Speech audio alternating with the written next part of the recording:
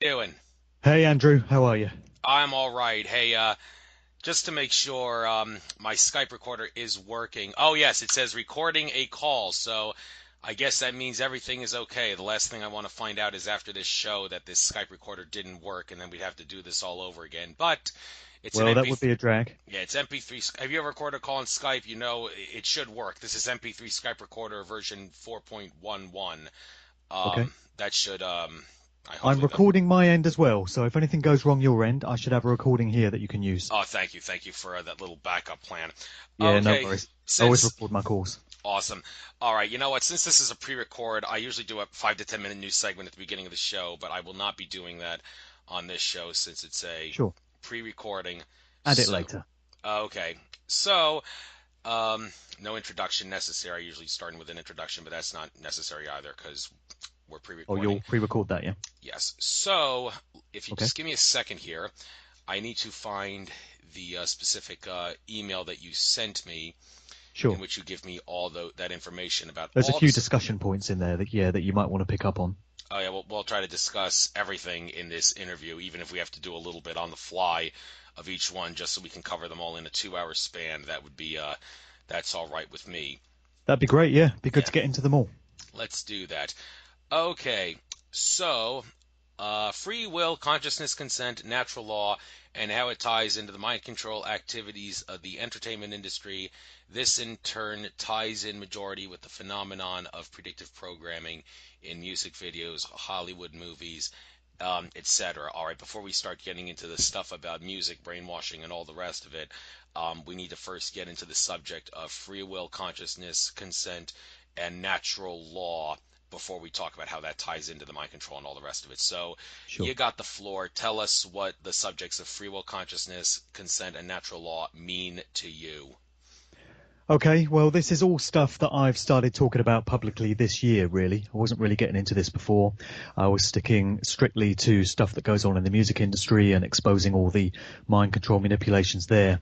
But as I've researched and studied many other different topics, I mean, I do a huge amount of research in my own time, largely as a result of burning off podcasts and radio shows to CD and listening to them during the many hours that I spend at the wheel of a car.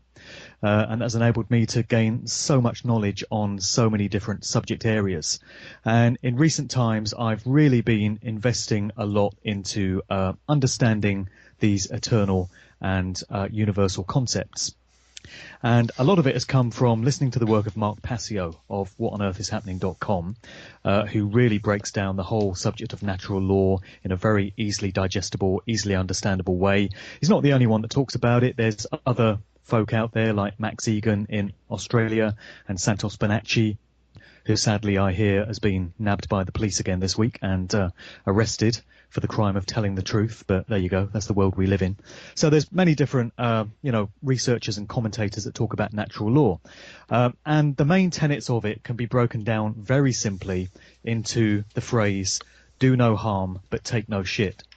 It's really the simplest way of breaking it all down. You can expand that slightly into the two main tenets of it, which are the non-aggression principle, the expression of the sacred feminine in nature that occurs everywhere, and the self-defense principle, which is an expression of the sacred masculine. And the phrase, when you expand it out that way, goes, do not treat others in a way you would not wish to be treated yourself. It's a very simple truth. It's been understood by civilizations all around the world for eons, and it controls and has an effect over all kinds of human behaviors. And yet people still don't seem to be able to understand this most basic and most simple of rules by which we are governed.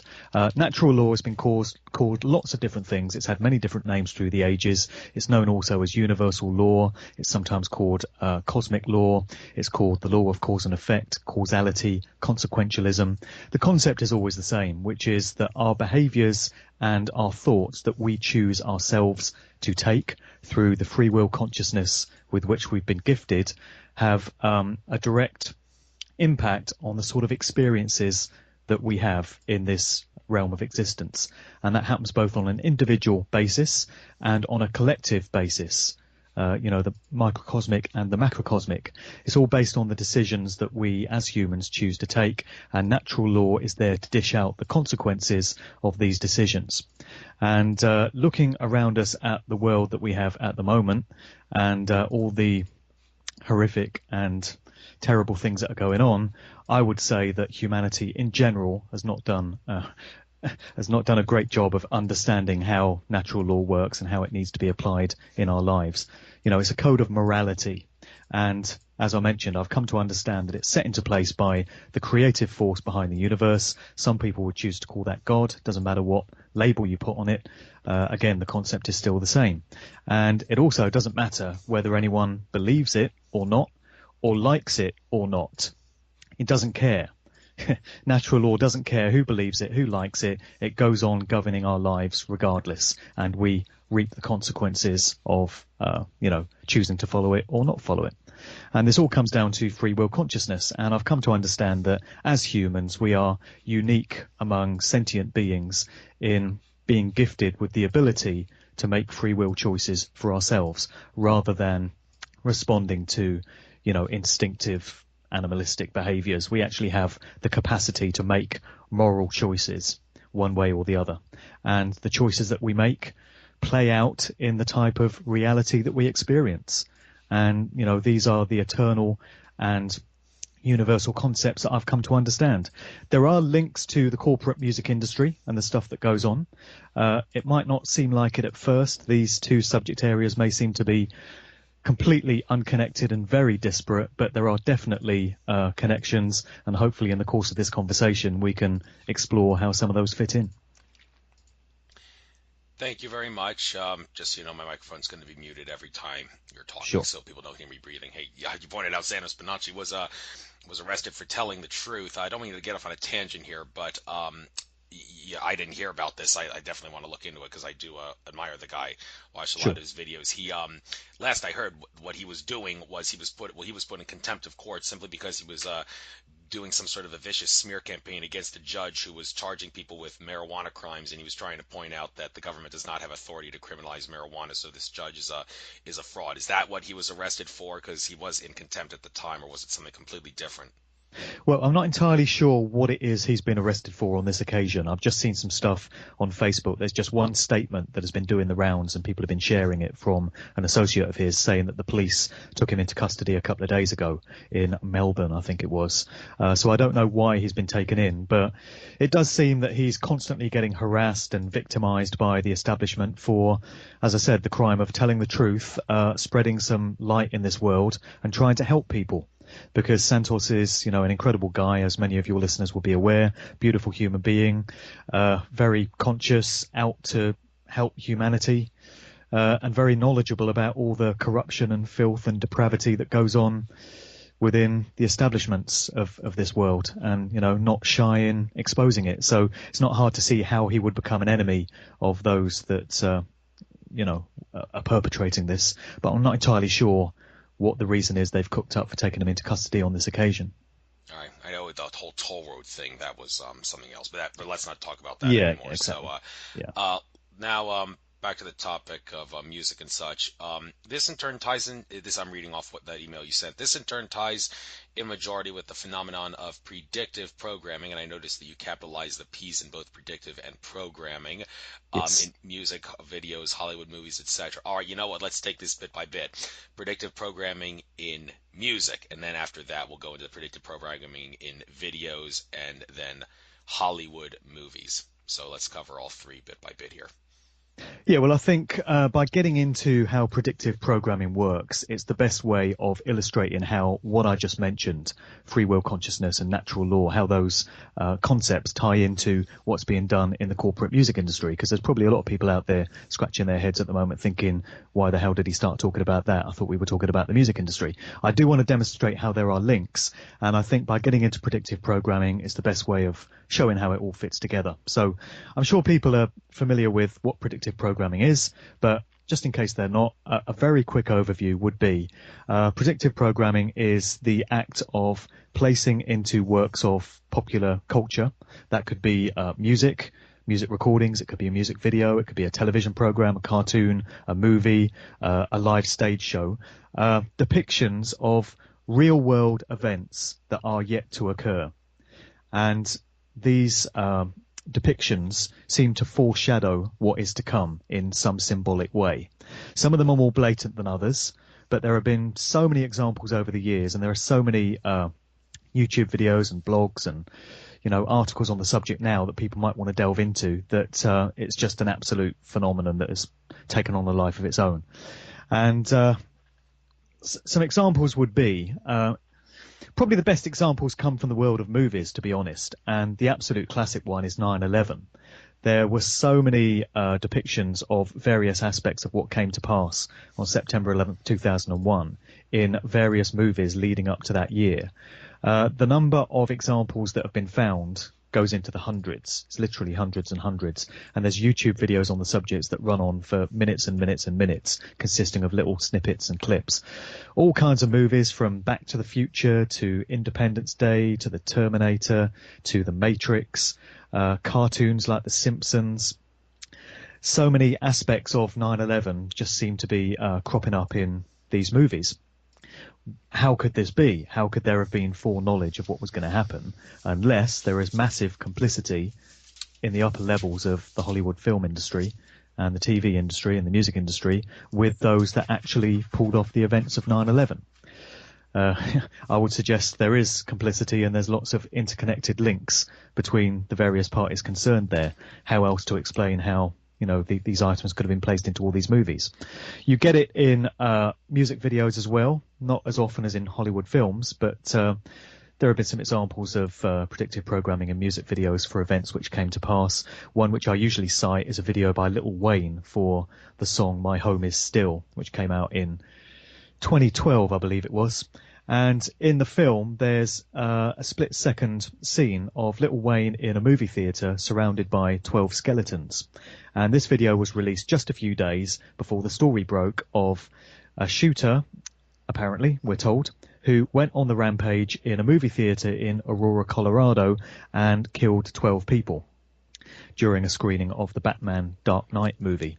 And so you have these 12 skeletons in the Lil Wayne video. You've also got various other scenes depicting Batman imagery in that same video, which would appear to imply some prior knowledge of, what was to come to pass.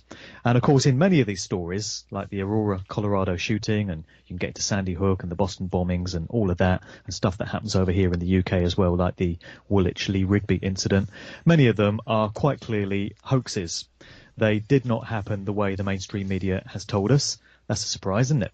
And in many cases, they are staged events using crisis actors. But it doesn't matter whether the event in question is a real-world one, such as 9/11, which obviously did happen, or whether it's a staged one like the Aurora theatre shooting. The predictive programming is still in place for a reason, to subliminally implant images in the minds of the public and to hijack their free will. And there are three main reasons why predictive programming is done, according to many researchers, and I would go along with this as well. And many think that it's put into place to present, this depiction of something which is to come, so that when the event is announced in the mainstream media and when we're told how it all went down, there's already a kind of familiarity in place in the mind of the public with the detail that we're being told, because it's gone into their subliminal minds. All this targeting, all this mind control happens on a subliminal level. It's all aimed at the subconscious mind, where there's no critical kind of discerning of the detail taking place, but all the symbology is being absorbed nevertheless. And then the second reason is a lot of people believe that by creating a kind of energetic link with the viewing public through these movies and music videos and such, and by putting these depictions of things into them, they're helping to energetically empower what they want to happen. So, they're symbolically representing something that they plan to do. And when you've got a massive viewing audience that are all subconsciously giving their energy and attention to it, their life force energy, it's helping to put so much emphasis and so much energy into that scenario that it helps it to manifest into reality, which is what they want. That may sound very out there for a lot of people, but I think there is a lot of feasibility to that. And then the third reason that's often cited as to why predictive programming is done, and I think this is the main reason, even though the other two have a part to play as well, is that it is tapping into the free will consciousness of the viewing public, and it's gaining their tacit approval for what they wish to do. It's all about consent, implied consent. They're basically telling you, albeit in an encoded symbolic kind of form, what they plan to do. So when they put a depiction of the Twin Towers being brought down in a movie prior to 2001, they were basically letting everyone know what they plan to do. And when people don't get up in arms about it and object to it and voice any kind of objection to it, they take that as the public's implied consent and tacit approval to go right ahead and do it. And they believe in their sick, twisted mindset, because we are talking about demented psychopaths, that are doing this. They seem to believe that they can escape the karmic consequences that would ordinarily bear down on them under natural law by telling us what they're going to do. And when we don't object, we, through our free will consciousness, have offered our consent for it. And they're off the hook in terms of having to pay any kind of heavy price for it. That, I believe, is how they see it. Again, that is an explanation that for a lot of people is going to seem very far out, but it's one that many other researchers concur with. I've heard Mark Passio offer a similar viewpoint on this on many occasions, and that is what I believe is going on. And that is the main thing that I'm now presenting in my public talks, and it's going to be a main component in my upcoming book as well, Musical Truth. Thank you very much. One thing about music that I'd like to discuss for a moment here, the whole subject of if you play a song backwards, some songs, like probably the most best example of this is Led Zeppelin's Stairway to Heaven, where if you play some part backwards, it sounds like "Here's My Sweet Satan" and something to that effect. Yeah. And the whole idea behind that, it's supposed to be a form of subliminal messaging, and even though we're not consciously aware of it, the subconscious mind picks that up, and and that affects us at a subconscious level, which in turn affects our everyday lives in certain ways. Have you researched that phenomenon in great detail? And if you have, tell us what you know about it and some other examples that are somewhat notorious, for lack of a better phrase, of this happening. Yeah, well, I have researched it quite heavily. There's going to be a big chapter on the book on this subject. It's known as backmasking in audio recordings. That's where you get these subliminal messages which only seem to make sense when played backwards, or the message is contained when the audio recording is backwards. The most famous one, as you said, is probably Stairway to Heaven by Led Zeppelin. The most incredible thing about that is if you go on Led Zeppelin's Wikipedia page, they actually go into the controversy that surrounded Stairway to Heaven and this alleged satanic message, which is supposed to go, "Here's to my sweet Satan," and other phrases to that effect. When you reverse the bit that goes, "If there's a bustle in your hedgerow, don't be alarmed now, it's just a sprinkling for the May Queen." That is the section of the song that is said to contain the message. And they give you an audio excerpt of the piece of the song going forwards, and also an audio excerpt of what it sounds like backwards, so that you can play it for yourself and see what you think. And it's incredible that this has made it onto a controlled mainstream site like Wikipedia, which is very controlled, but nevertheless it's there. You've got other examples. The Beatles were said to have put loads of subliminal messages into backmasked recordings. Revolution Number 9 is a famous one where the voice saying "number 9, number 9, number 9," when you reverse it, is supposed to be saying "Turn me on, dead man," which is the origin of the Paul is dead myth, or well, maybe not myth, concerning the replacement of Paul McCartney. That's something else we can get into today if you like, but I'll leave it alone for now. And another example, a more modern example, it's supposed to contained a backmasked message was Madonna's Justify My Love. And I've given an anecdote about this in some of my public talks because I've got a bit of a story about it, which is that I was working in a radio station many years ago, about 25 years ago, when Justify My Love first came out. I just started out in the industry. That was like my first job. And I was just this junior sort of tea maker and toilet cleaner that used to hang out in the radio station studios late at night and just tinker about with all the studio stuff. And I remember hearing on a TV program over here that was looking into the phenomenon of backmasking, that Madonna's Justify My Love was supposed to contain one such message. And it was supposed to say, here's to my sweet Satan, at some point in the recording. Or Hear Us, Love Us, Satan, I think was another one. And being curious at the time and being young and quite naive, I thought to myself, I'm going to have to try this and see if it works. And this was in the era of reel-to-reel quarter-inch tape still, way before computers.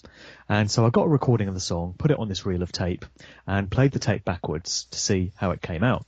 And the way it came out absolutely chilled me to the bone because it was about 3 o'clock in the morning.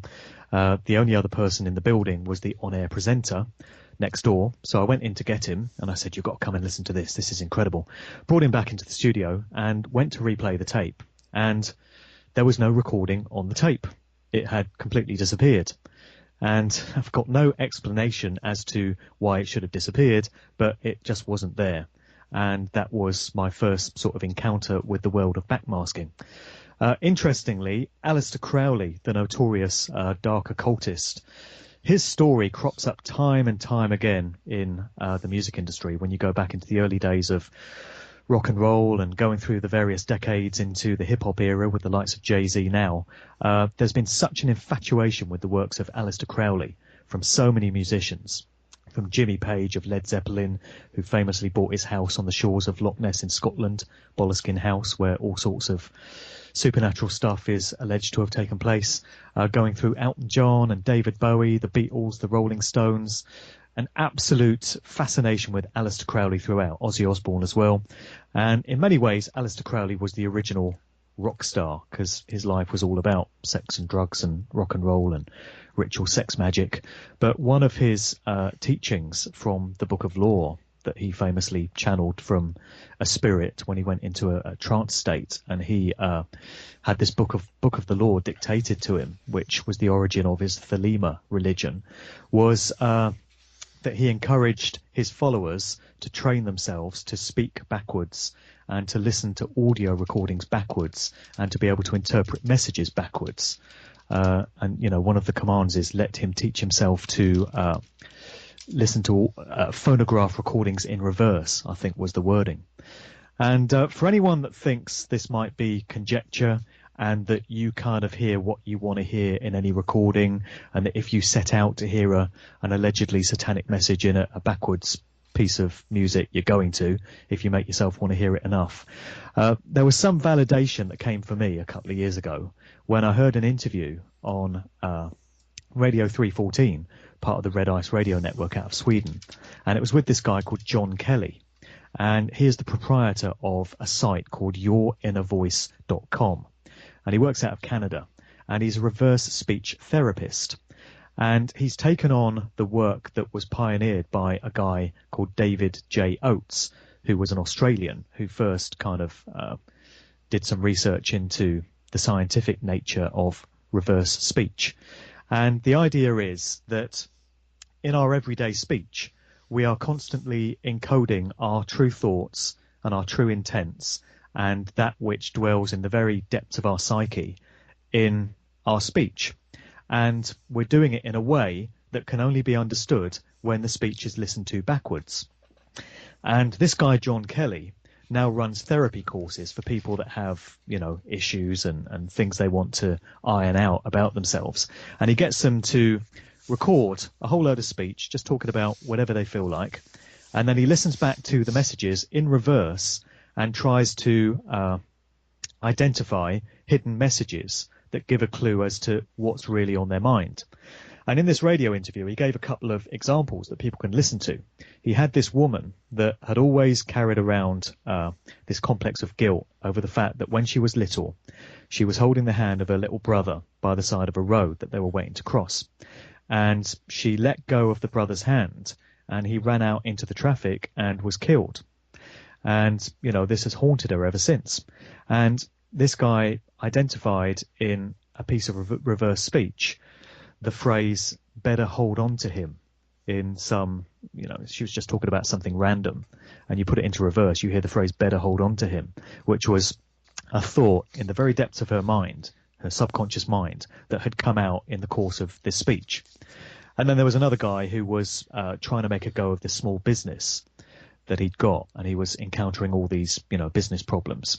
And in his piece of speech, when it's played in reverse, you hear the phrase, hurry, life is a lesson, which is apparently on his mind at that time. So there would appear to be something very scientific to this phenomenon of backmasking. And those that have been using it in the recording industry, Led Zeppelin, the Beatles, whoever else has employed it over the years, would appear to understand this. And there was a famous case as well involving Judas Priest, the rock group, which went to court in 1990.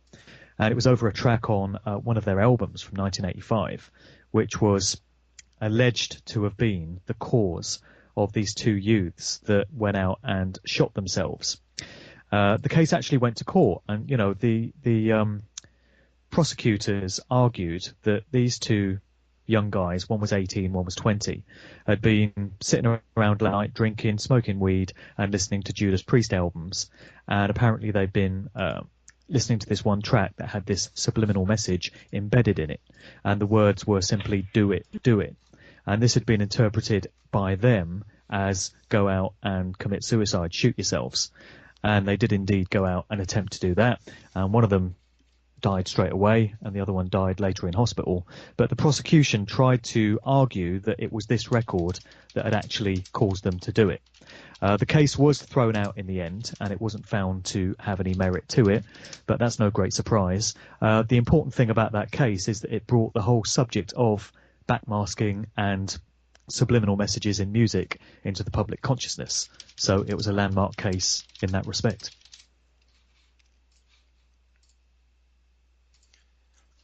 Thank you very much. By the way, shame on me for not noticing that backmasking is one of your works. I'm looking down here on the list, and I notice it is one of the things that you wrote here. So I guess as we go down this list, I'll just skip over that.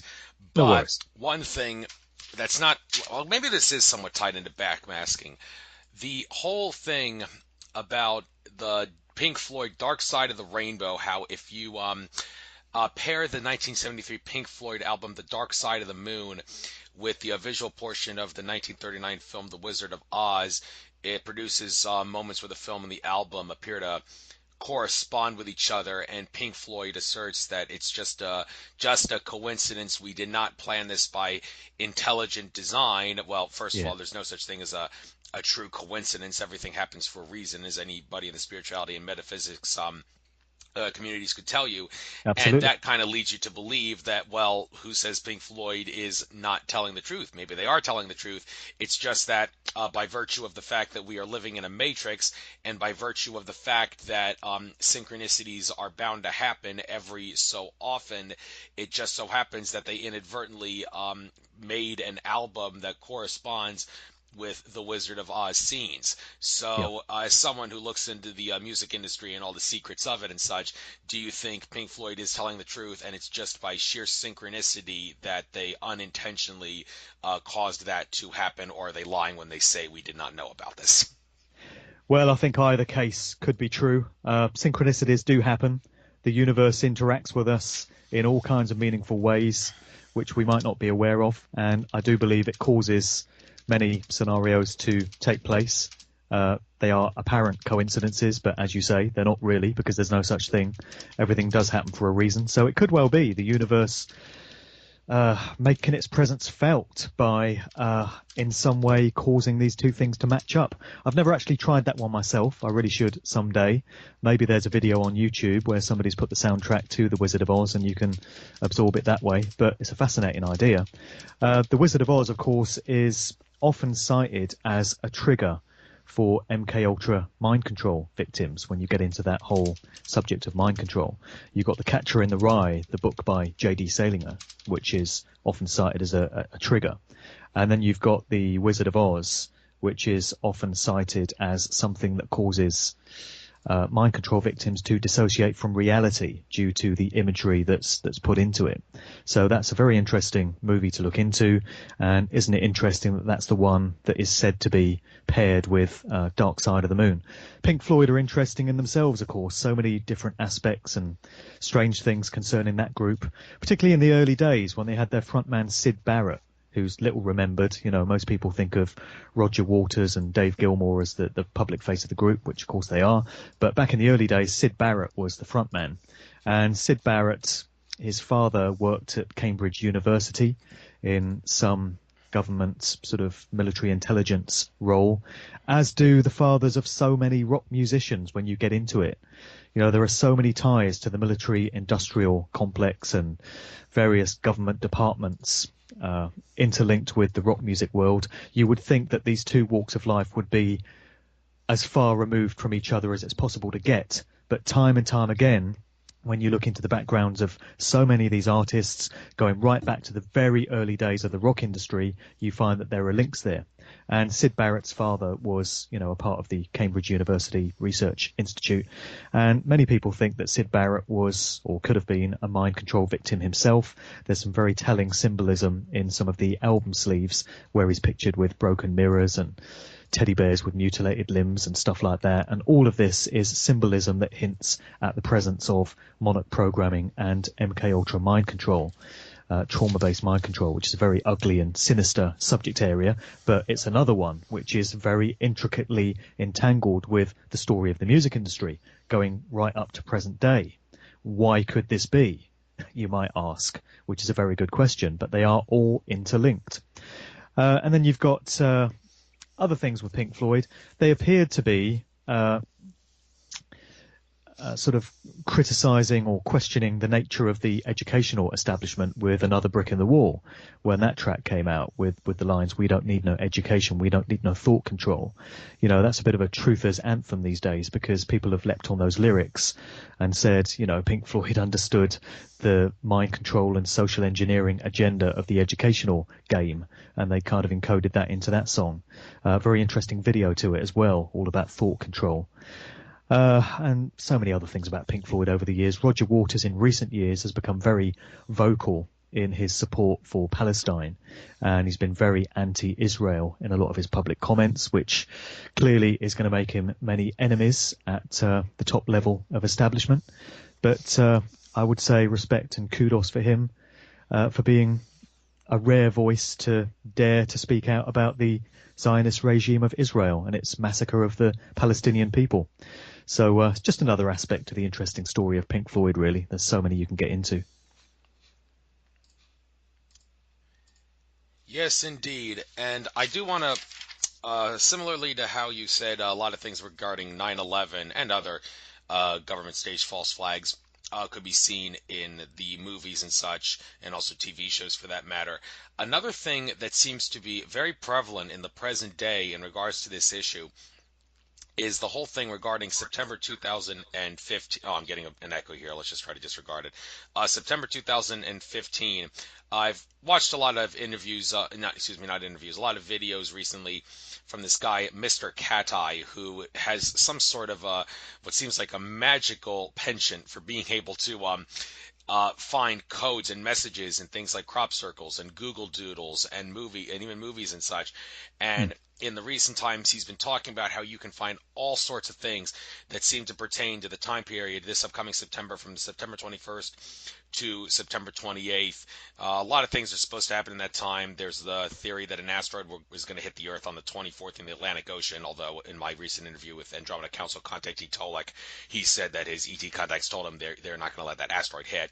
Also, the Pope is coming to America. He'll be in Philadelphia on the 27th and the 28th, and some people are talking about how that seems to be a violation of church and state when he's going to be talking to Congress and communicating with Obama. Mr. Cat Eyes also talked about how in alternate timelines on the 23rd and the 24th, the government is going to be staging false flags, and they're going to try to do some sort of timeline manipulation in that regard in our reality to screw us over in some way.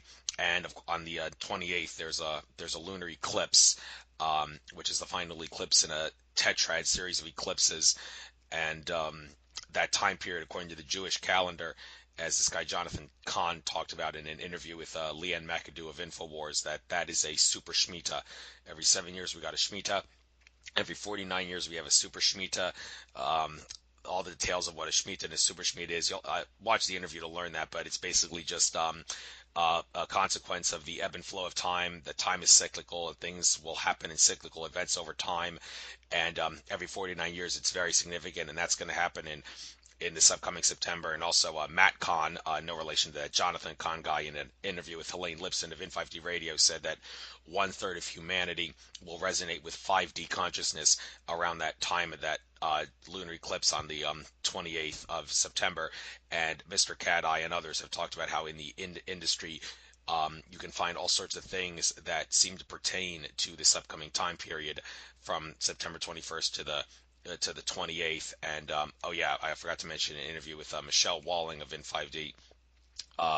Simon Atkins talked about how we're going to have some sort of a galactic superwave of sorts. Paul LaViolette is well known for talking about galactic superwaves coming every so often to hit the Earth and are part of the solar system. And Simon Atkins said that some sort of a galactic wave of that nature is going to be hitting us on that time period in September. So have you researched this subject of things in the movie and music and such industry pointing to this upcoming September as a very, very significant time period in both potentially good and bad ways? Well, in a word, no. I've not specifically researched September 2015, but I am aware that many people are anticipating something, pretty major occurring. I guess we don't have long to wait. We'll soon know. But yeah, I've heard the theory that things go in 7-year cycles. And 7 years ago, we had the massive engineered financial collapse, the banking, financial industry collapse, which was absolutely made to happen, of course. Why would we be surprised at that? And then 7 years prior, of course, we had September 2001, the events of 9/11, and then you take it back to September 94, and there was a whole bunch of stuff there. So it wouldn't surprise me at all if something big is going to go down in line with that 7-year cycle. Many people seem to think it's something to do with the closing stages of Jade Helm, the big military drill exercise, which is going to culminate in September. That may well be something planned with that. I'll just finish with a couple of examples of predictive programming that do apply to events of this year, though, which people might be interested in, because there's a couple that have come up. First off, you might recall there was a plane crash in March of this year. A Germanwings plane came down over the French Alps, and it was on its way from Barcelona to Dusseldorf, Germany.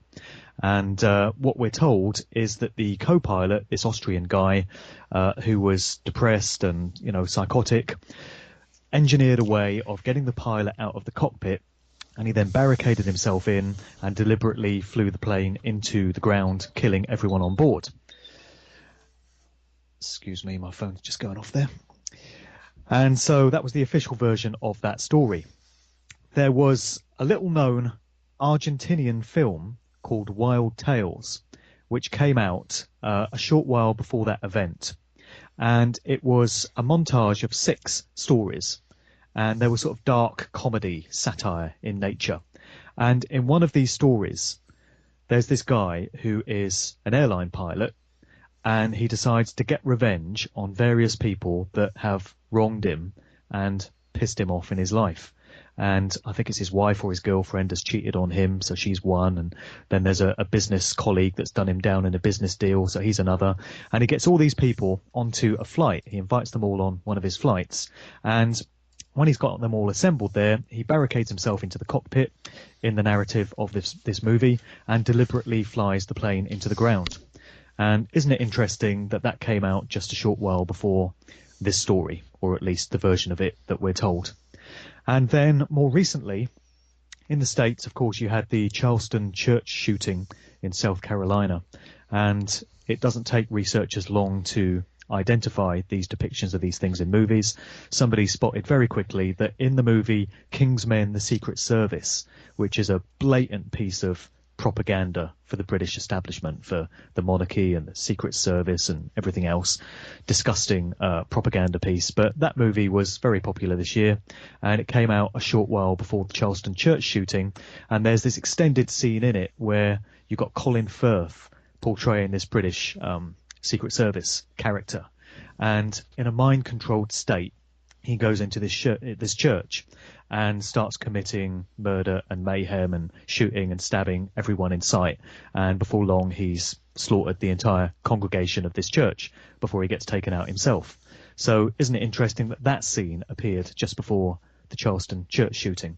I mention those just because they're a couple of fairly topical examples of this phenomenon, which goes on continually. Pretty much any major world event or staged event, whether it's a hoax or not, has some kind of depiction of it in a movie or a TV show or a music video leading up to that time. It's an ongoing agenda. So actually, I should add that whatever does come to pass in September, if anything does, it will be no surprise to find depictions of it in, these works of fiction. The problem is they only seem to come to light after the event itself has happened, because nobody knows what they're supposed to be looking for, of course. You can look at a scene and just not understand the symbolic relevance of it until this real world event goes off. But I'm just saying that if anything does happen in September, you can be sure that the public will have absorbed subliminally references to it in some movie or some TV show or other.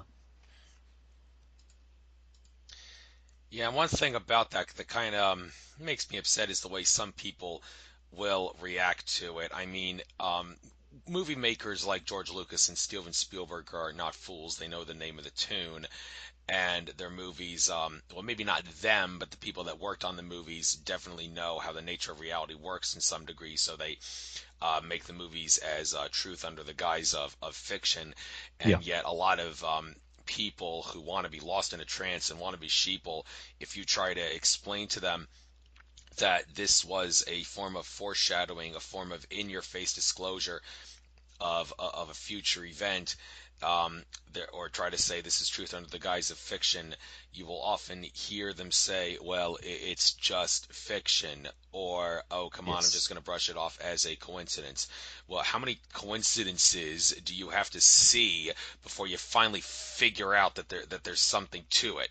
So to all those people out there who are very upset over the fact that there's a lot of folks out there who accept all fiction as fiction, period, and will not believe that there's foreshadowing with things like 9/11 and whatnot in the movie and the music and the TV industry, do you have any suggestions for what could be some of the best ways to wake people up to the fact that this is real, aside from just naming numerous examples, and hope that at some point they will finally give themselves a slap in the face and wake up to it? Yeah. And, if it's all just a coincidence, then these several hundred visual references to 9/11 and the various things that came to pass on that date, if that's all a coincidence, then these people should be able to find just as many examples of any given random event in movies. If it's all coincidental, if it's law of averages, then, let's say you're walking down the street in your lunch break and you see a guy eating a cheese and pickle sandwich while sat on a wall. There should be enough examples in Hollywood movies of that happening then, if it's all just a coincidence. That's a really bad example, actually. But, the point is, any scenario that you could come up with, you should be able to find several hundred references to it if it's all down to the law of averages and such. So that would be the challenge to people that just want to throw this all out as coincidence. Thank you very much. Moving on to the prevalence of MK Ultra mind control and its monarch programming derivative in the music business. You may have touched on this earlier, but I really want to go into this in much greater detail.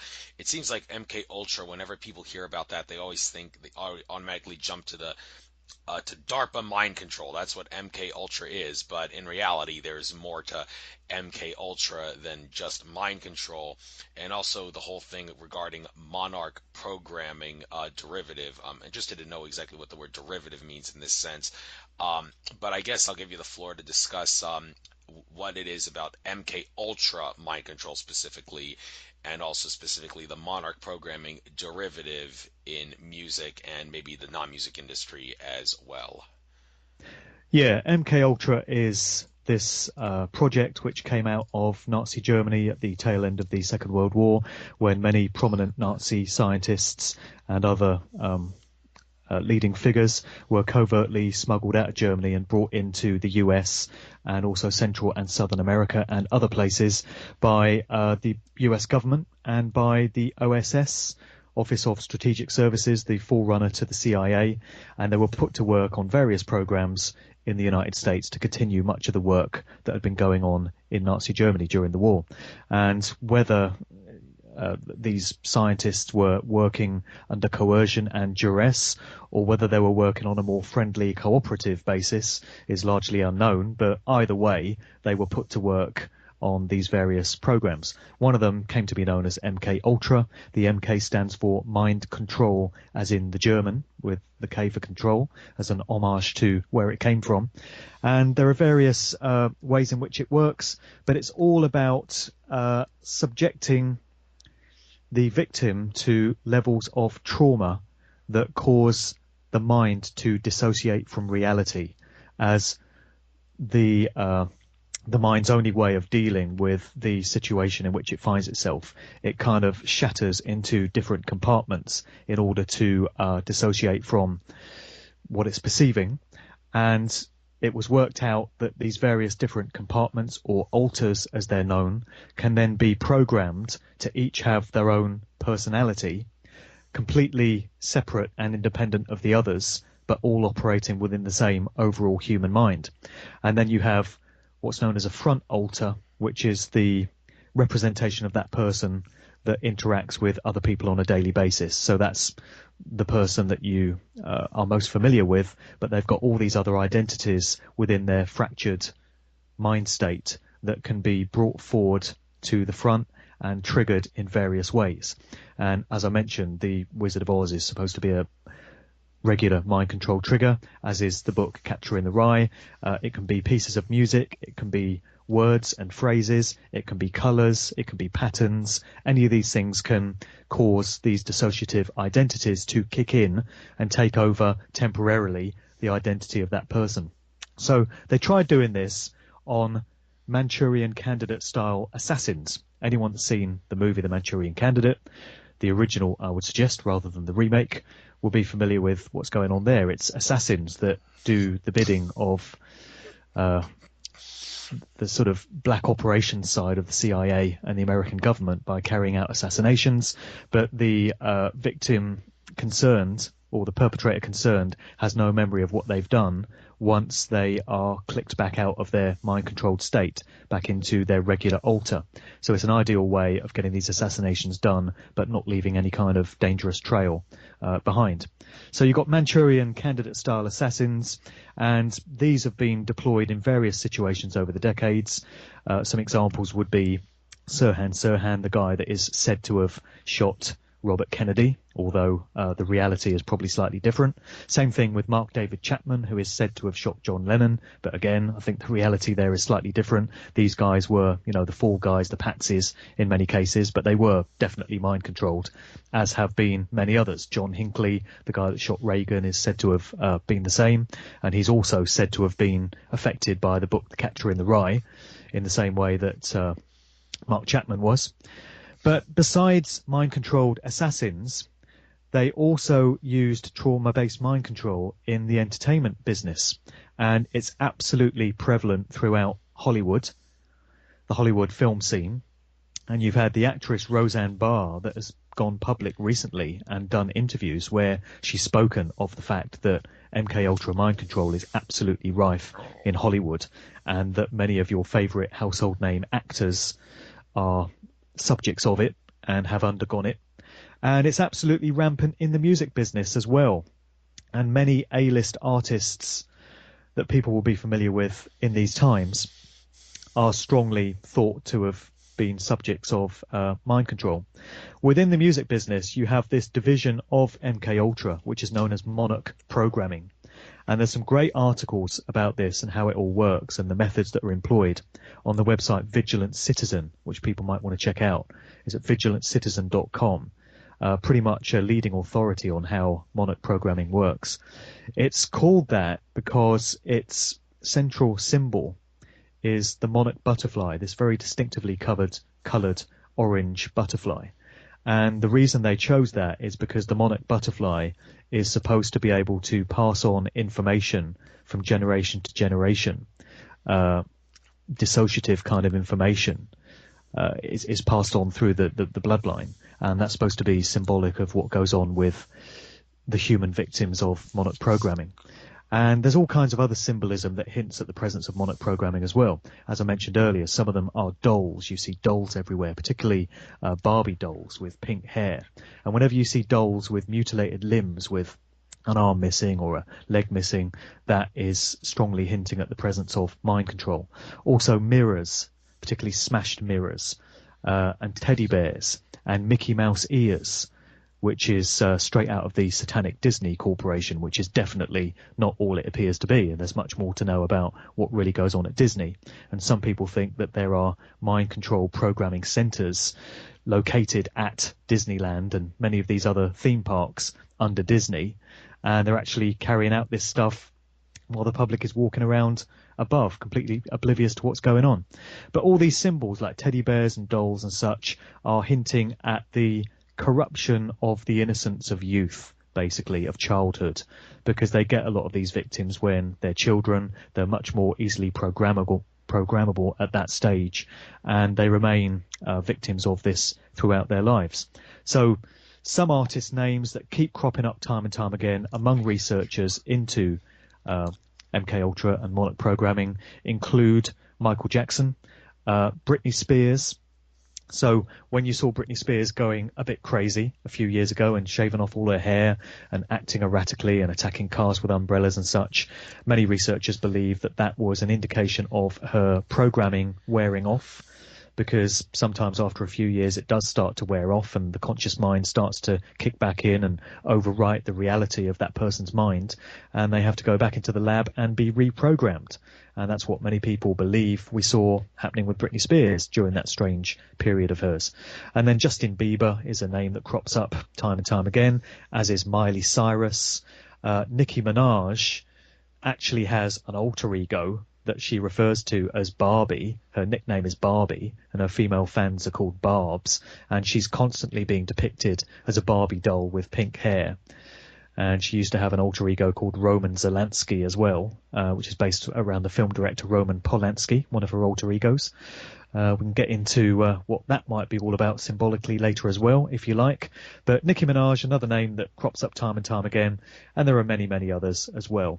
And it's all to do with this monarch programming division of MK Ultra.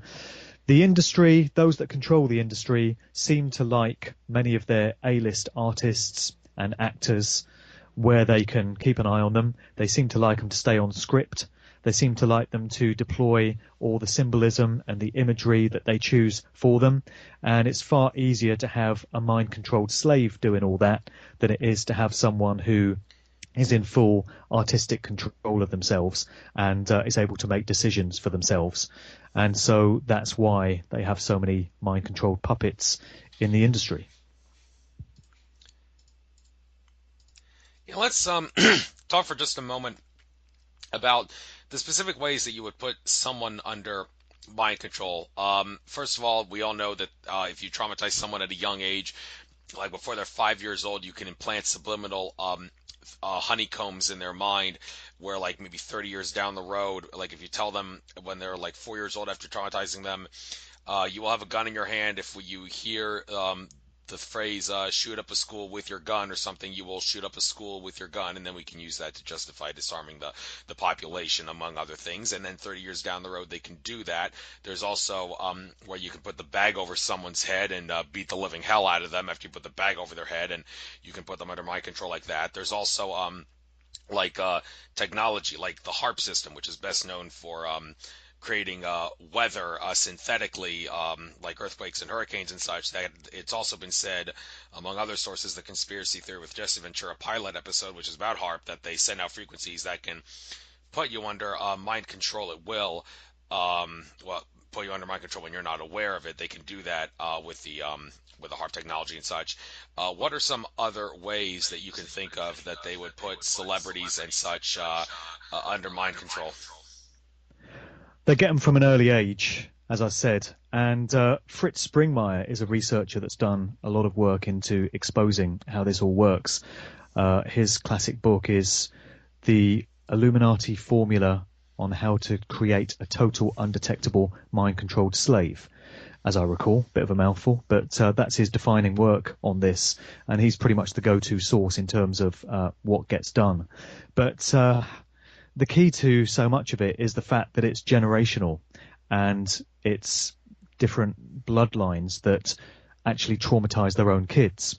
And you hear this about, the Illuminati, so-called, the dark controllers of pretty much every aspect of human life, the elites, the globalists, whatever you want to call them. It's all generational bloodlines there. It's all about keeping their bloodlines pure as they see it. And it's all about, passing on these duties and these responsibilities down through the generations. And so they traumatize their own kids to kind of keep them on track and keep them with the program.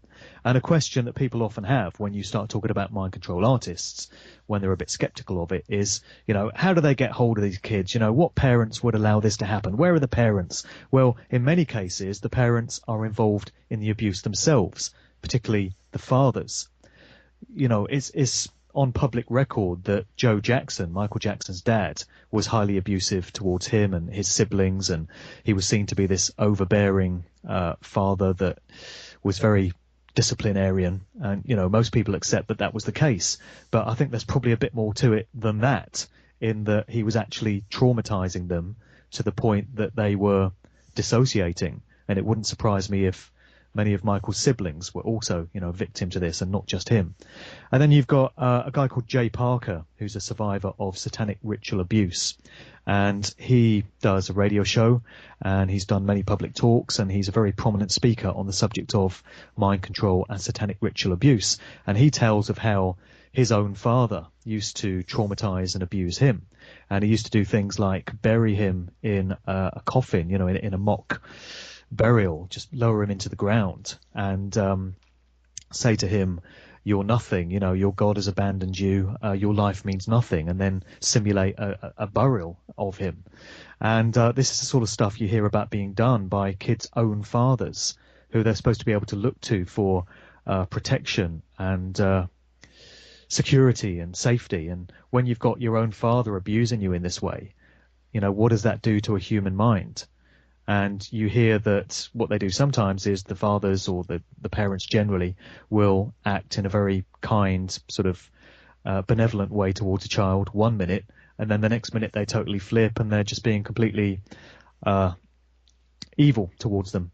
And, again, that has an effect on the mind, and it causes it to dissociate from reality. And they're doing all this sort of stuff behind closed doors in family type situations. I think they're doing it in labs as well. They obviously have mind control labs where they take these kids in and inflict all these kind of horrors and traumas on them. And, it's a deeply sick and disturbing world and a very unsettling subject area. But it is going on. It is real. And it's not going to stop until people acknowledge it and until people, decide that they're going to raise awareness of it so that we can stand any kind of chance of doing something about it. It's very tempting to switch off from these dark, unsettling subject areas. But, nothing changes in the world if we do. Yeah, people do need to wake up to it because mind control is one of those things that's easy to conceal in many regards. By the way, you mentioned Fritz Springmeier. I had him on my show. We did talk about this. And one interesting thing, I don't know how much you look into the sports industry and such, but Fritz Springmeier, and this is, I guess it's kind of significant, I'm pointing this out now because, football and hockey season are very near right around the corner. He said that a lot of NHL and NFL players and coaches are actually under trauma-based mind control, and that's the primary way by which they rig the games, among other things, making coaches call stupid plays and have players fumble balls, or if it's a quarterback, throw an interception against his will. You don't actually have to tell a player or coach, when the spread is so-and-so points, make a mistake on purpose, or we're going to show pictures of you with naked girls or something like that to the whole world. You don't have to rig games like that. You could just put them under mind control, but you have to understand it's a lot harder, you would think, to mind control a whole team of players and coaches than it would be to just put a single celebrity or singer under mind control. And an implication behind this is you would think, okay, well, what kind of mind control are these people under? I mean, are these players and coaches, were they traumatized from a young age, and then it was known many years beforehand that they would become players and coaches in the NFL or the NHL, and there was a conspiracy to make sure that the teams drafted these specific players that were under mind control? I mean, like I said, I don't know how much you look into the sports industry, but Fritz Sprengmeyer is not a conspiracy theorist. He makes sure to stick with facts. If he says that NFL and NHL players and coaches are under mind control and that's used to rig the games, can you perhaps offer any hypothesis as to how they would put a whole team, or a majority of a team anyway, like that under mind control? I'm not entirely sure the methods that would be used for that.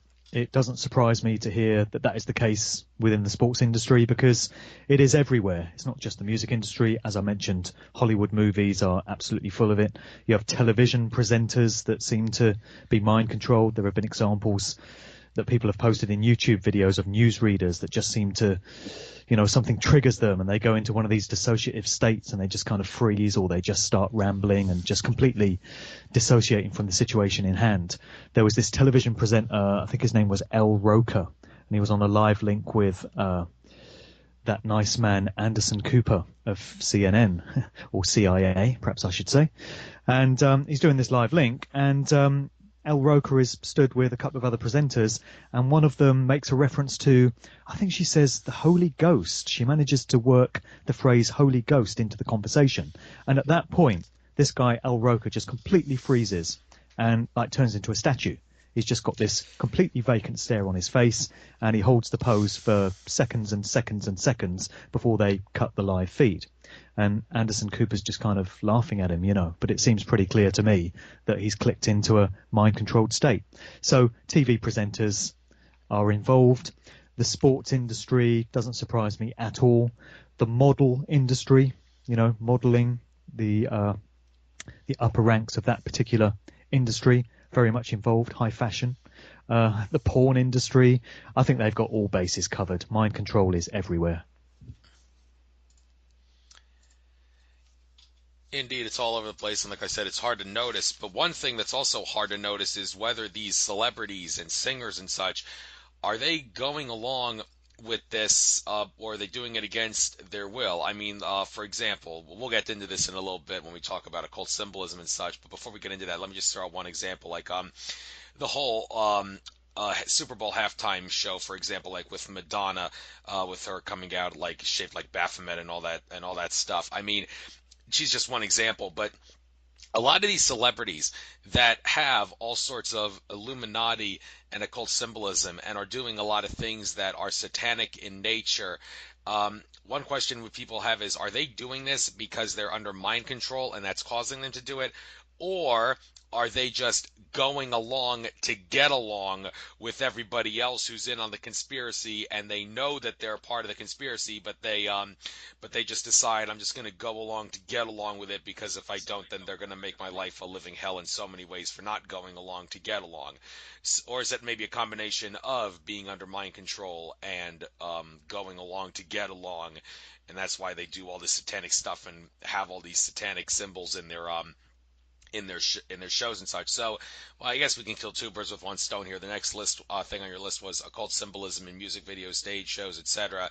So talk about that. I'll give you the floor, and please answer the question many people have. Are these celebrities and singers going along to get along, or are they doing it against their will because they are under mind control?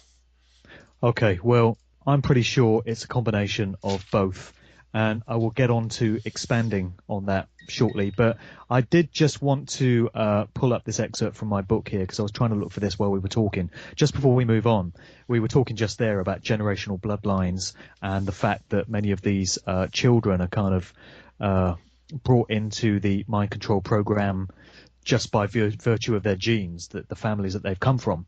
And it's fascinating when you start to look into the genealogy of various celebrities, because you discover that so many of them are linked to each other and to other prominent figures in society, politicians and historical figures and such. And I put together a few examples here just to illustrate that point. Brad Pitt and Angelina Jolie are related, which people might not realize. They're 21st cousins, and it would appear that it was always part of the plan for them to become a couple. It was always destined for them to be together, and so their relationships with Billy Bob Thornton and Jennifer Aniston were like temporary distractions. You know, these people, they trace the bloodlines through these different generations. They know where they all are, and they engineer it so that they end up with the people that they're meant to be with. So we have some other examples. Brad Pitt is related to Barack Obama, as is George W. Bush. Brad Pitt is also ninth cousin twice removed of the outlaw Jesse James. He's the 12th cousin of both Prince William of England and the movie director Spike Lee. So that might explain why he gets so many Hollywood roles.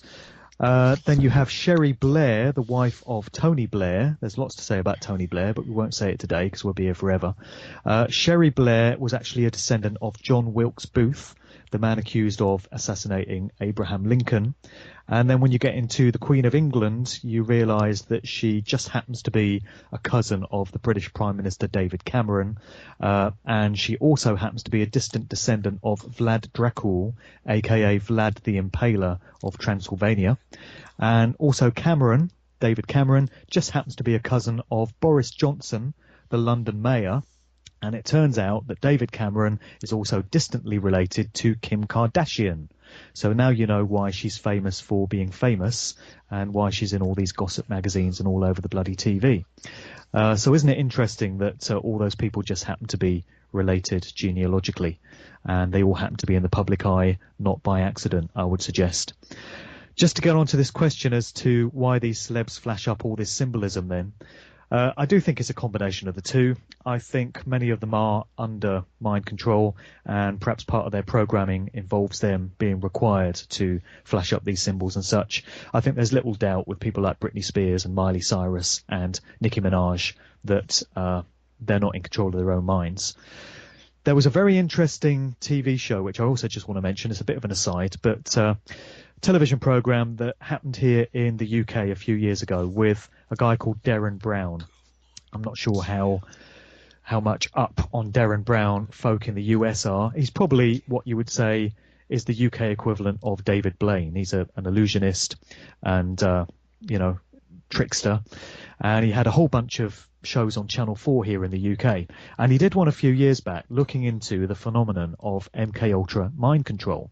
And it's incredible that this went out on mainstream TV because the show very much reinforced the fact that MK Ultra was real. It was very much a product of the CIA. It was claimed to have been decommissioned in the 1970s when they admitted to the fact that it had been going on, but they claimed that it was no longer in place. I think that is probably not quite the case. But this program looked into whether it was real or not, and whether mind-controlled assassins could actually be triggered to perform these functions. And Derren Brown took this volunteer and put her into this mind-controlled state and got her to, as she understood it, get a gun and go into a theatre and assassinate the British comedian Stephen Fry that was performing up there on stage. Now, as far as she was concerned, in her mind-controlled state, she believed that she was actually carrying out this assassination. Of course, Fry was in on it, and the gun was loaded with blanks, and he pretended to be shot, but of course it was all part of the plan. And it was all designed to investigate as to how far she would actually go with this, when she'd apparently been put under mind control by Derren Brown. And so viewers were left with the view that mind-controlled assassins are very real, and that MK Ultra is actually this tangible thing. Just wanted to mention that. So these artists flashing up the symbols and such, I think many of them do it because they are required to do it as part of their induction and initiation into the upper ranks of the industry. There's a very high price to be paid for fame and fortune. It doesn't come for free. And if you want the fame and the celebrity bad enough, you are required to absolutely put yourself in the hands of the dark controllers. And we have a situation now where A-list artists like Jay-Z, Beyonce, Kanye West, Miley Cyrus, Katy Perry, Kesha, any number of other prominent musicians, Rihanna, that you would care to name, are absolute puppets and stooges at the hands of those that control them. So if they're told to flash up the Baphomet horned hand symbol at some award show or other, they're going to do it.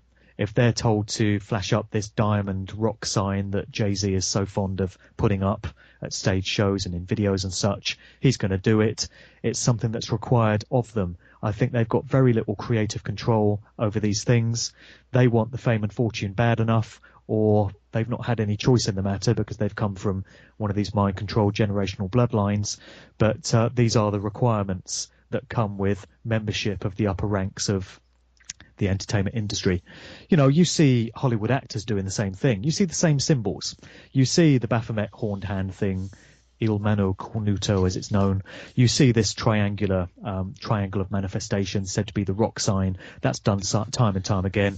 How many times have you seen artists covering one eye, or putting a circle round one eye, or dipping the brim of a hat over one eye to invoke this all-seeing eye, Illuminati symbolism, you know, symbolic of the third eye, the pineal gland, and the same eye imagery that you see in the capstone of the pyramid on the back of the dollar bill. You know, these are all Illuminati calling cards. They're all symbols of those that control these industries. It's a way for them to get these symbols into the public's mind on a subliminal basis. Once again, it's a way for them to communicate to others that speak the language of symbolism that these people are their pets and their puppets and their stooges and they're absolutely owned. You know, the number of artists that have done this one eye symbolism thing, covering their one eye, is into the hundreds. And you can find a picture of pretty much any prominent music star of these times doing it. That is not by coincidence. That is either by coercion or as a requirement of membership of this VIP club to which they're all elevated.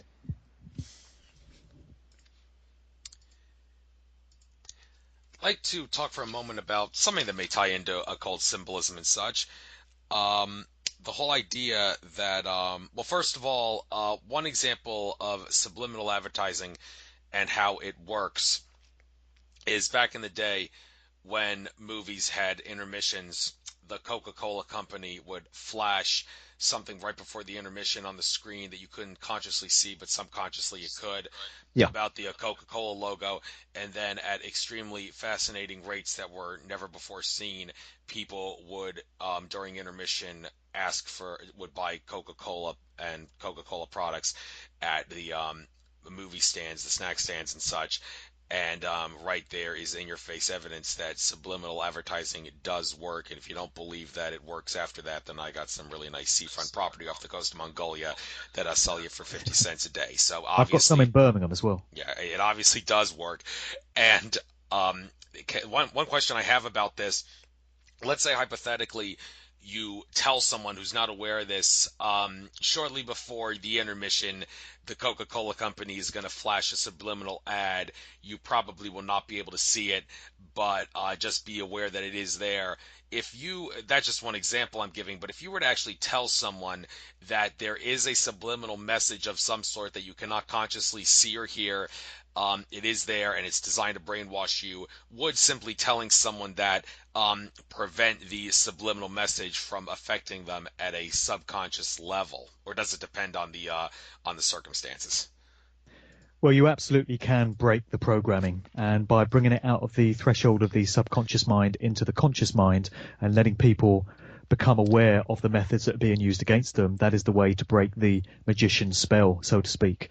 You know, something I always say is if you have a stage illusionist like David Blaine or Derren Brown and they're doing some trick, Siegfried and Roy maybe, they're doing some seemingly impossible trick, you know, making a tiger manifest out of nowhere or something, it can seem completely impossible. It can seem like magic. You have no idea how it's being done, but all you need is for them to break down how they've done the trick.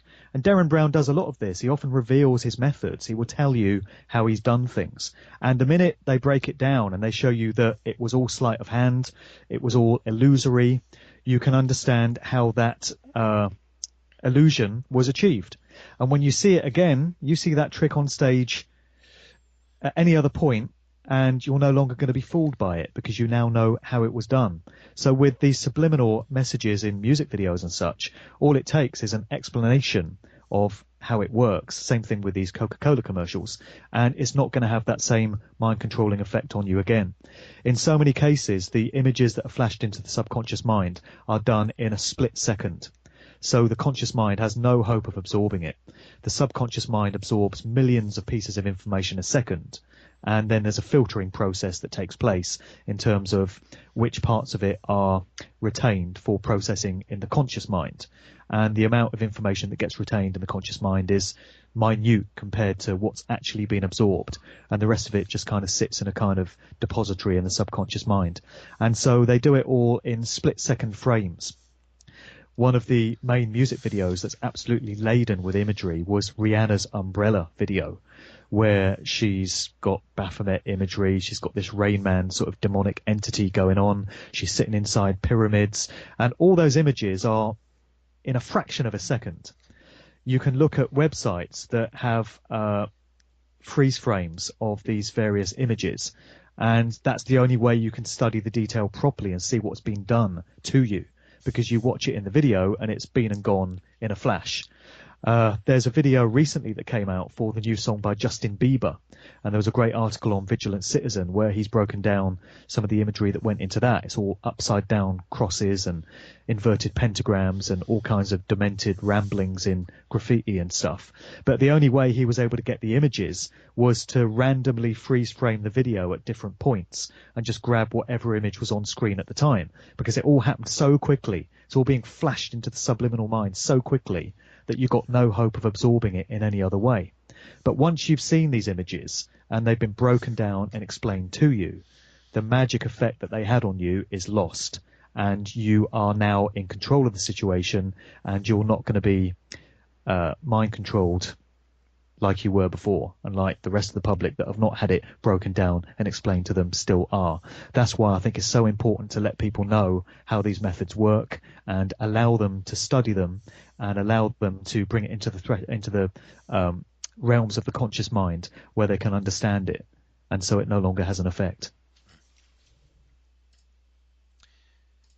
Yes, and speaking of bringing things into people's conscious awareness, I don't know how much you've researched this. It's not on your list here, but the whole NSA surveillance system, how it's designed to screw around with our minds. Everybody knows that people will behave differently when they're being watched.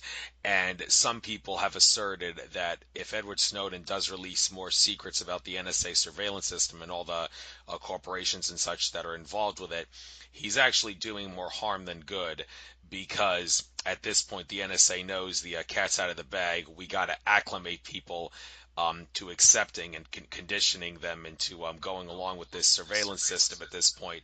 So whenever Snowden releases something, he's kind of, some would say, helping the NSA and the corporations that are involved in it, helping them out all the more, because he's helping acclimate the general public into accepting a surveillance system that has absolutely nothing to do with keeping us safe and has everything to do with tyrannizing, blackmailing, and suppressing our consciousness in general, because like I said, people will behave differently when they're being watched. And I have not done a whole lot of research specifically into the extent to which people in the general public of America and all the nations of the world at large have changed their behavior patterns because they now know that NSA, GCHQ, and all the other NSAs of the world of the other nations are spying on them. But maybe you have, and for that matter, can you offer any information on how a global panopticon surveillance system would cause people to behave differently if they knew that they were being spied on? I think we've got a different situation here in the UK to you guys in the States, in that it's well known that we are the most surveilled nation on earth. There's some ridiculous statistic. It's something like, if you live in London and you're going about your daily business on the tube trains and buses, and you're walking down busy streets and you're walking through shopping malls and such, you're going to be caught on camera something like 1,000 times over the course of a 12-hour day, something like that. There's that many cameras in public now, just capturing images of people and spying on them, that's the reality that people are living in. And I think to a very large extent, the British general public is just used to that, and they kind of accept it. And I don't think they necessarily behave any differently knowing that to be the case than they would otherwise.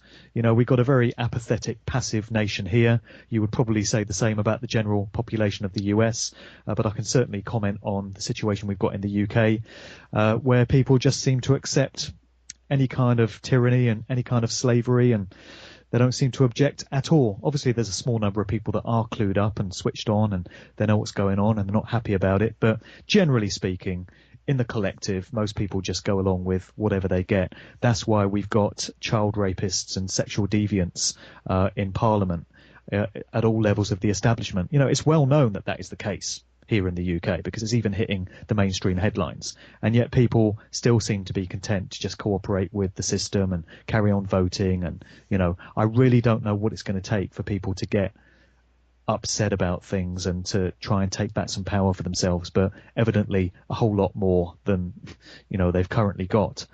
But yeah, we've got a nation where people are used to being watched and surveilled, and I think a lot of that was conditioned into normality by the TV show that we've got called Big Brother. I'm not sure if you've got a version of it in the States, but it first came out in 2000, so it seems to be very much a product of this millennium. And it's a bunch of people that all have to live in a house together for several weeks, and they're watched by cameras 24/7, and it's televised, and the general British public just sits there and dribbles and gawps at this garbage night after night.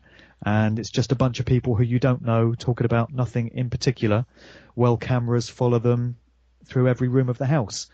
And I think the idea behind that was to get people used to being watched, the whole idea of being watched, and to make it fun and to make it something that you would actually volunteer for.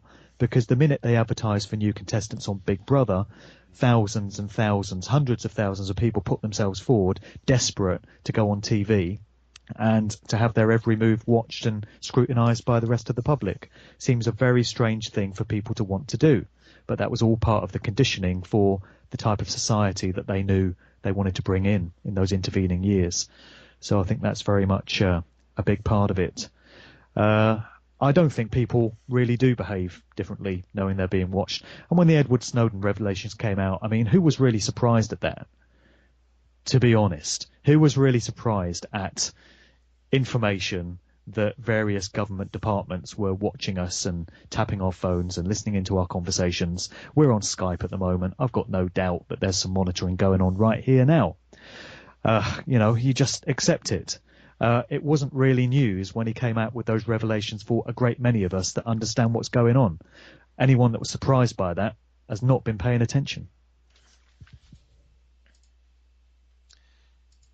Thanks, and let's see if we can get people to pay a little more attention to some specific forms of occult symbolism and such. What are some of the more prominent forms of occult symbolism that you have seen in your research relative to some other forms of occult system that may not be as prominent that the powers that be are throwing at us in the music video stage shows? So let us know what are some of the most popular ones that maybe people could be out looking for.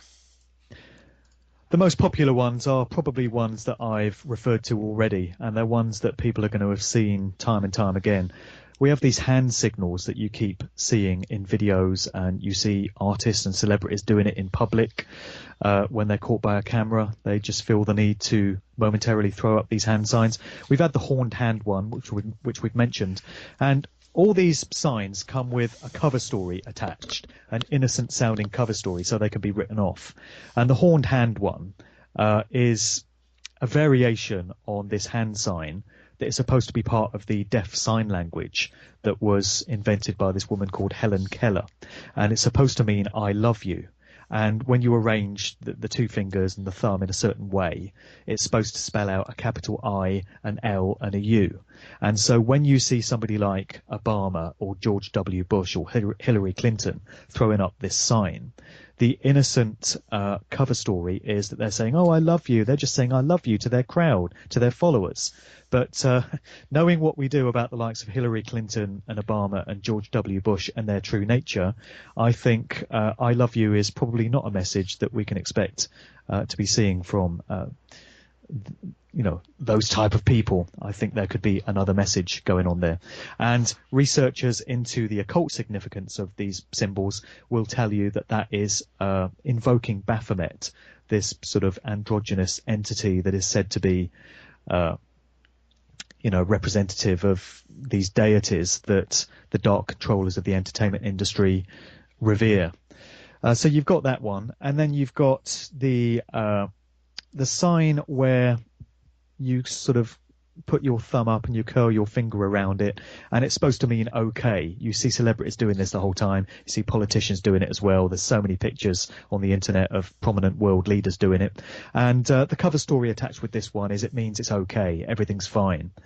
But then, of course, researchers into the dark occult have a different connotation they put on that, which is that it's actually invoking a 6. It's supposed to represent a figure 6, and you've got the other three fingers of the hand raised, which is suggesting it's 6 3 times to the power of 3, i.e. 666, the number of the beast out of the Book of Revelation, and all these other sort of evil connotations, which seem to be very much favoured by those that control the industry. So you've got that. Then you've got the triangle of manifestation that I mentioned, which is this pyramid sort of hand sign, which is usually held over the left eye. You see Jay-Z doing it. He tells you it's his rock sign. He tells you he invented it, and it's supposed to represent the rags to riches bling kind of culture behind hip hop. It's supposed to be a diamond. And it's supposed to be in reference to the record label that he co-founded called Rockefeller Records. Interesting choice of name. But Jay-Z didn't invent that symbol. It's ancient. It's archaic. It goes right back to ancient civilizations around the world. And you find out that it was one of the favored symbols of Anton LaVey's Church of Satan, and also the AA Argentum, Astrum Argentum, occult secret society, which was for a time led by Aleister Crowley. And you find the same thing about the 6 sign as well. That was very much favoured by the Church of Satan, the AA, and various other, the OTO, and these various other occult secret societies. So they're not as innocent as the cover story would have you believe, and there's got to be a reason why we keep seeing these symbols being flashed up time and time again. It's all indicative of these people's membership of, this industry machine that is very much steeped in dark occultic practices that go on behind the scenes that people would be absolutely shocked to learn about. Indeed, they would, and something I'm a little shocked to hear about to some degree. It says here the connections between the military intelligence services and the music industry in the U.S., UK, and beyond. We just talked about the NSA system and how it could tie into the music industry to some degree, but military, that's something a lot of people may not be aware of. Could you tell us about the ties with the military and music industry? Yeah, during the course of researching this book, I've just ploughed through so many articles from so many different authors and researchers, and gone right back to the early days of the industry, both in the UK and the US. So we're going back to, the days of Elvis Presley and Buddy Holly and Little Richard and Jerry Lee Lewis and guys like that in the States. And then in the UK to the very early days of the industry, Cliff Richard and, producers like Joe Meek and Brian Epstein, producer for the Beatles, and going back to the early days of the Rolling Stones and all this sort of stuff.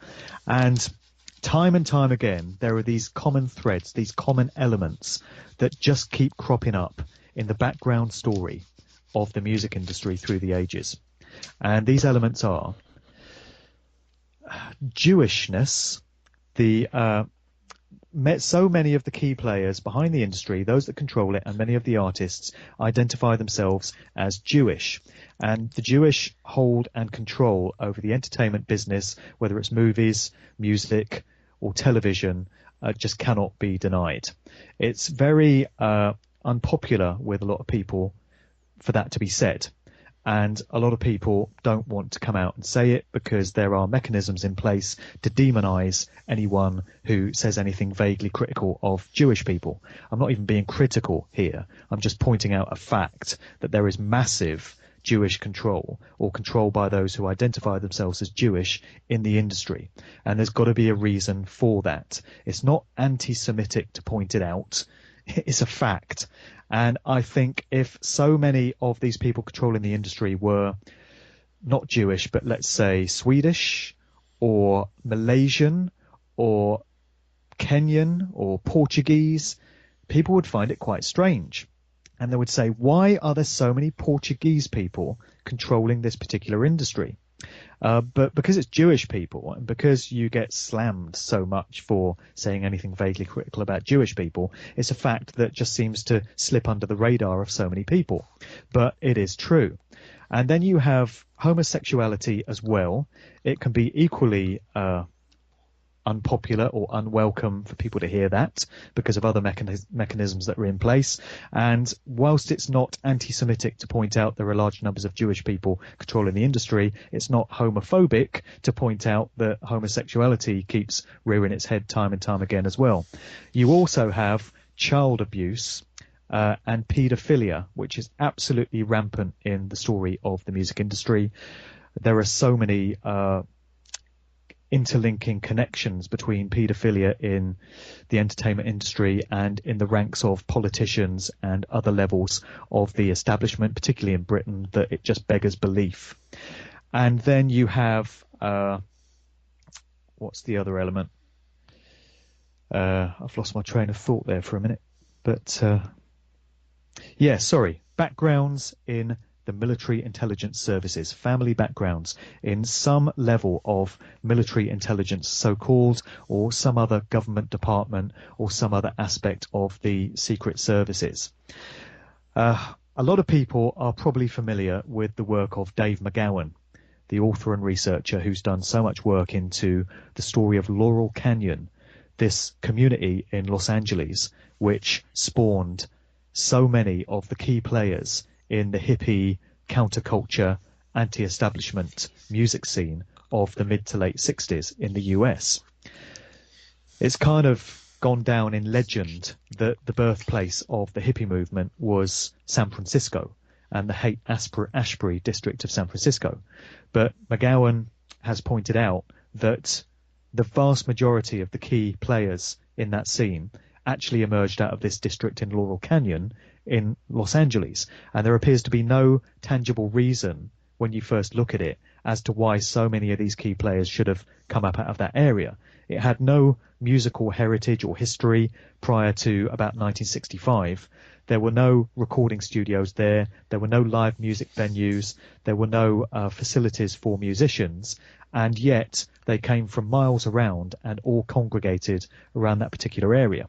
And, you know, the artists that were involved is pretty much every big US name from the mid to late 60s. You know, the Doors were involved, Frank Zappa and the Mothers of Invention, the Mamas and the Papas, Buffalo Springfield, Captain Beefheart, Joan Baez. There's connections to the Beach Boys, Joni Mitchell, Neil Young, Crosby, Stills, Nash and Young, Arthur Lee and Love. That's just a few off the top of my head. There's many, many more. But McGowan started to ask why it was that all these artists came out of this one particular area. And it turns out there was a big military intelligence research base that just happened to be situated in that particular district of LA, around which all these musicians congregated. And he then did some digging into the family backgrounds of all these musicians. And he found that pretty much without exception, in every single case, the families and the fathers of these musicians were involved in some capacity in military intelligence or some other government department. They were employed by the CIA or the Department of Defense or some other, aspect of the military security services. Why should this be? And this clearly is more than coincidence. The classic example is that of Jim Morrison, which McGowan always cites. Jim Morrison of the Doors, his father turns out to be Admiral George Stephen Morrison, who was the US naval commander who was in charge of the fleet of ships in the Gulf of Tonkin incident which springboarded the US into a very bloody and prolonged ground war in Vietnam and Southeast Asia generally. And it's now acknowledged even in the mainstream that the Gulf of Tonkin incident, so-called, never actually happened, or certainly didn't happen the way we were told it did at the time. So it was a classic false flag operation, and it involved America in the Vietnam War and the deaths of who knows how many millions of people over several years. And Jim Morrison's dad was the guy that played a pivotal role in bringing that into place. You know, why should there be any connection between a musician who was viewed as anti-establishment, anti-war, a symbol of youthful rebellion, and, you know, an establishment military connection there? It makes no sense on the surface. And so he delved into all the other musicians, and it turns out Frank Zappa's father was involved in chemical warfare research at the Edgewood Arsenal military base, and Zappa himself was actually born there. And in every other case, there are military, industrial, intelligence, security service connections behind all these musicians. And that raises the interesting question of how organic and grassroots and natural that whole hippie movement was, and whether these musicians were all expressing themselves creatively and spontaneously, or whether it was all a completely controlled and contrived exercise, you know, in league with this military base that just happened to be present there in Laurel Canyon, and whether that whole scene was just completely manipulated and it was designed in conjunction with a continuation of the MK Ultra program, and this aspect of it involved foisting large quantities of LSD onto the youth of the time. You had guys like Timothy Leary and Ken Kesey and his Merry Pranksters, which was this sort of hippie commune that used to go around in a bus dishing out free tabs of LSD to all the kids around San Francisco. And, you know, researchers are now looking into the possibility that that whole movement was designed to just get young people tripping out on acid, listening to this music and disengaging from any kind of activism, not getting involved in objecting to the Vietnam War in any meaningful way, not getting involved in any of the civil rights protests that were going on at the time or any other, you know, political activism, but just instead just getting a bunch of tripped out, stoned out kids going to festivals and, you know, tuning out. And that seems to be the common consensus now as to what that whole scene was all about. And then when you go over to the UK, simultaneous with what was happening in the US, you have a whole bunch of connections to military intelligence and research and stuff here. You know, I mentioned Syd Barrett of Pink Floyd and his connections to Cambridge University, research that was going on there. Brian Jones, the founder member of the Rolling Stones, it wasn't Mick Jagger or Keith Richards. Brian Jones was actually the guy that instigated that group. And you do some digging into his past and you find out that his father was also employed by the military intelligence services here in the UK, and he was involved in the founding of GCHQ in Cheltenham, which is the government spying and surveillance department, very similar to the US's NSA. And that's Brian Jones's dad. And Brian Jones was discovered dead in the swimming pool of his house on the 3rd of July 1969, aged 27, in very mysterious circumstances. And Jim Morrison of The Doors was discovered dead in a bathtub in his apartment in Paris exactly 2 years to the day after Brian Jones, on the 3rd of July 1971, in equally mysterious circumstances. So here on both sides of the Atlantic, you've got stories of rock musicians who on the surface are supposed to be all about rebellion and anti-establishment, who actually have family connections to government departments. And you have strange circumstances surrounding their deaths.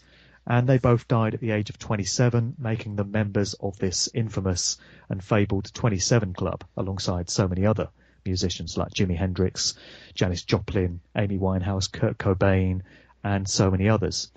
So it's all very strange and mysterious stuff. And as I said, wherever you look, if you're prepared to go there, you find Jewish personnel, you find homosexuality, You find child abuse and paedophilia in the case of lots of these artists as well, and you find family backgrounds in military, intelligence, and government circles. It's all very strange. What could it all mean?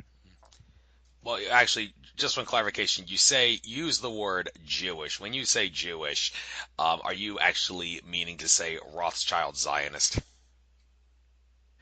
Well, I'm saying that there are many people in the world today who identify themselves as Jewish, who do not necessarily have any kind of genealogical ancestral link to the land of Israel. Yes, it very much ties in with Zionism, and it ties in with Ashkenazi Jews.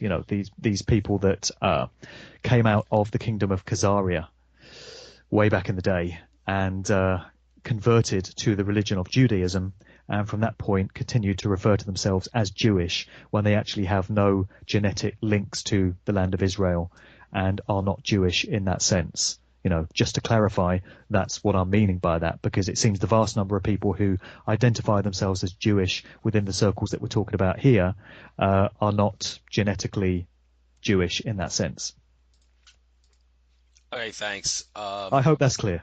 Yeah, it is. And moving on, we have just a little over 20 minutes left in this interview, so maybe you have to cover these last few things on the fly. Let's try to kill two birds with one stone here.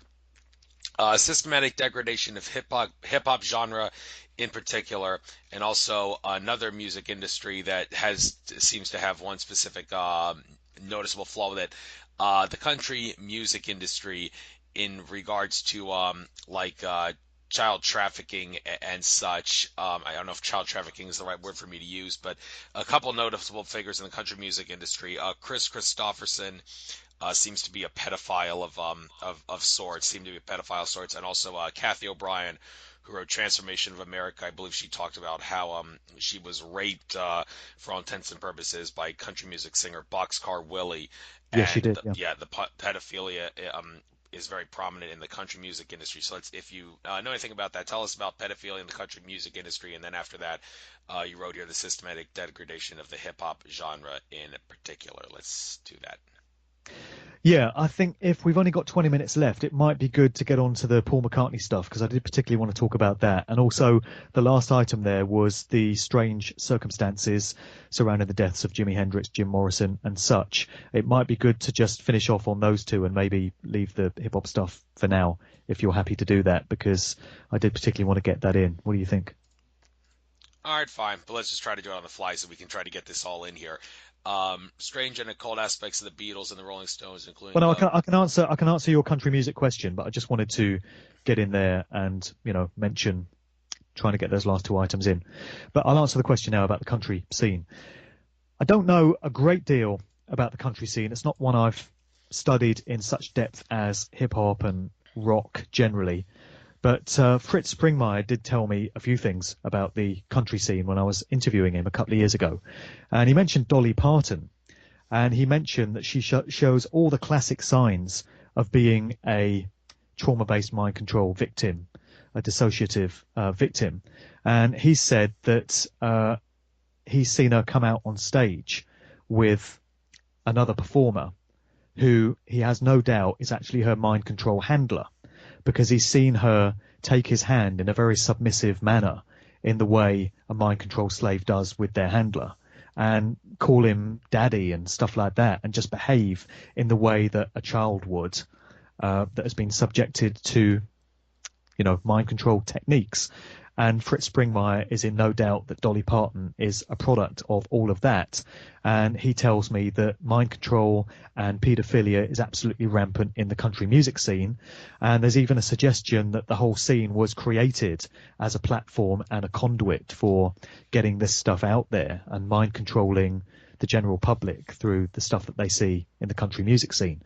I've also heard the stuff about Chris Christopherson and Boxcar Willie that you've mentioned. While we're on the subject of the country scene, we have Billy Ray Cyrus, of course, who came out many years ago with Achy Breaky Heart and became a a well-known figure there. And of course, his daughter is Miley Cyrus, that has come out of that whole scene. And she is just a symbol for everything that is debased and degraded about the music industry now. The way she's appearing in videos, completely slutty, just completely promiscuous, and putting all these images into the minds of kids, because basically the fan base of Miley Cyrus is children, young girls up to the age of 10 probably is the core fan base. And Miley Cyrus first came out as Hannah Montana, yet another product of Disney, as Britney Spears and Christina Aguilera and Justin Timberlake came out of the Mickey Mouse Club, and they were propelled into the mainstream spotlight. So did Miley Cyrus through her Hannah Montana guys. And of course, that was all about her being squeaky clean and wholesome and girl next door and all of that. So they get a fan base of kids in place with this character, and then they completely switch it and completely flip things around. And she then comes out as Miley Cyrus, as this degraded, sort of slutty character, you know, basically putting pornography into videos that are going to be watched by young kids. When is it ever a good idea to have girls of 7, 8, 9 years of age watching Miley Cyrus, you know, simulating masturbation on stage shows and simulating oral sex and stuff? It's just all part of the agenda towards debasement generally, and the corruption of morals. And they're doing it in many different ways. And videos and stage shows and stuff are just a part of that. So, yeah, there's a loose connection there to the country industry, but it's all connected at the end of the day. And all these different genres have their own part to play in the overall agenda. Thank you. We'll get to hip hop later on. We don't have to. We can go a little past 2 hours, or maybe 2 hours 5 minutes, just to finish a thought or something. But let's skip the hip hop thing. Go right to the strange and occult aspects. Beatles, Rolling Stones, including the Paul is Dead phenomenon. Talk about that, please. Yep. Okay. We'll get on to Paul is Dead shortly. Generally, with the Beatles and the Rolling Stones, there are many strange occultic aspects and sort of unanswered questions with both these groups, and I've delved into both of them quite heavily for the book. The Beatles, there are many researchers now who seem to think that the Beatles were a creation of the Tavistock Institute of Human Affairs in London, which is this kind of think tank based all around mind control and social engineering. It's very similar to the Frankfurt School in Germany, and it would have parallels in many other countries as well. And there's a former British intelligence guy by the name of John Coleman. He's dead now, but he became a bit of a whistleblower after his intelligence career, and he started speaking out about some of the stuff that goes on behind closed doors and some of the connections between the rock music industry and military intelligence. And he put forward the view that most of the Beatles' early songs were not written by them themselves, but they were actually penned by a guy called Theo Adorno, who was a prominent figure in the Frankfurt School. And the idea was that the Beatles were put together for social engineering purposes, and that they were all stooges and dupes in this. And the public was presented with this idea that it was these musicians that had come out of Liverpool, that it was a band that had formed organically, and that their overnight success was just this sensation that had taken on a life of its own. But, you know, the alternative view is that the Beatles were manipulated into place as the most popular group of the 60s because they had some work to do for a particular agenda. And for the first few years, their songs were all quite innocent and wholesome in their nature. It was all, I want to hold your hand, please, please me, she loves you. And round about 1966, their music started to change. And it started to change in line with stuff that was going on elsewhere. This was the start of the psychedelic era. This was when LSD started to enter youth culture. And this was when the music coming out of Laurel Canyon in the States was starting to change as well. And it was all kind of anti-war, anti-establishment, at least on the surface. That's when you had the birth of the whole hippie movement and anti-establishment. And it had parallels over here in the UK with what was going on with the Beatles. So we can get into how and why the Beatles' music changed when we get into the Paul McCartney stuff.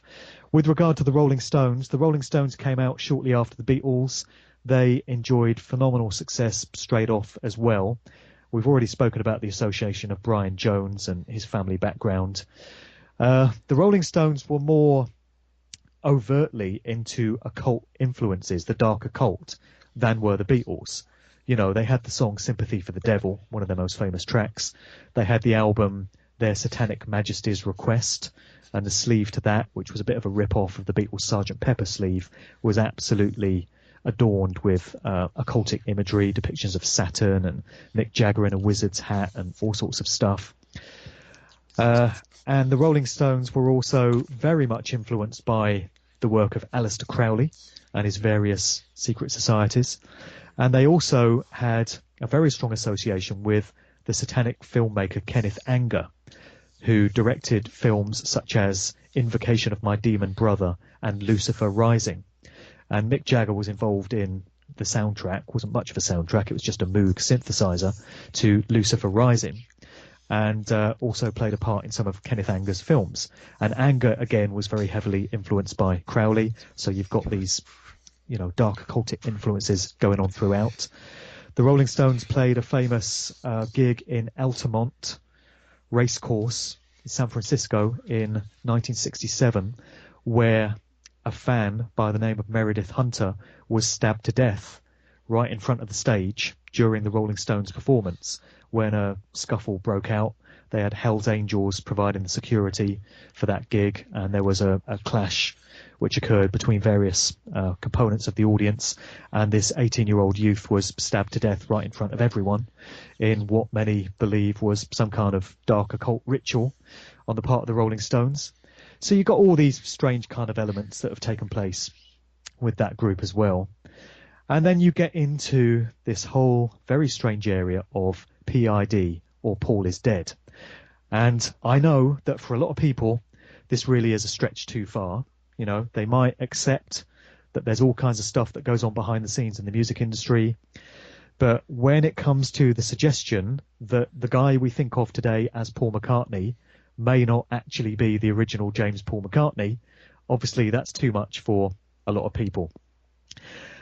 However, when you look into this whole subject area, you come up with a whole load of unanswered questions and anomalies and discrepancies that need answering if you're going to state emphatically that the Paul McCartney we have today is the original Paul McCartney.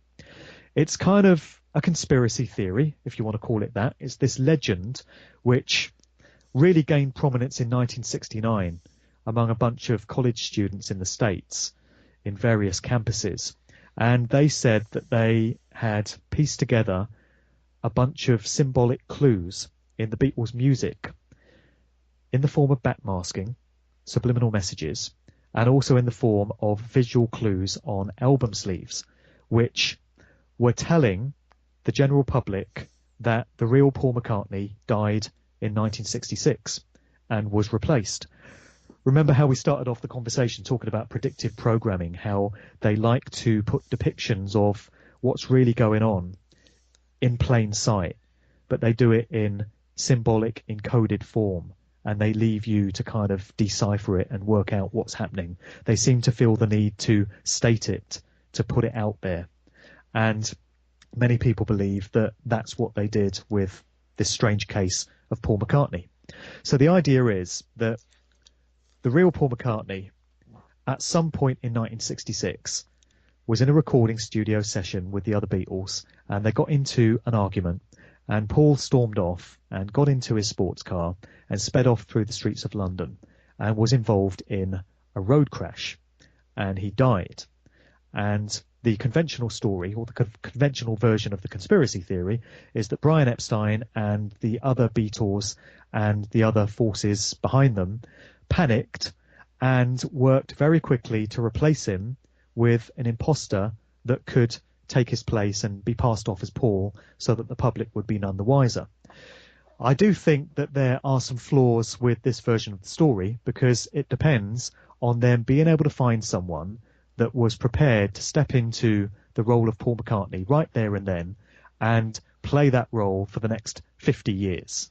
He had nothing else on his schedule, nothing else to do in his life. And of course, he would have to have had sufficient musical talent and look enough like the original Paul McCartney to be able to carry it off. There's another version of what happened, therefore, which is that the original Paul McCartney was deliberately taken out for some reason, and that they had been able to spend some time preparing and training this double to come in and take his place. That does seem to be the most feasible of the two. I'm not stating for definite that any of this is what happened.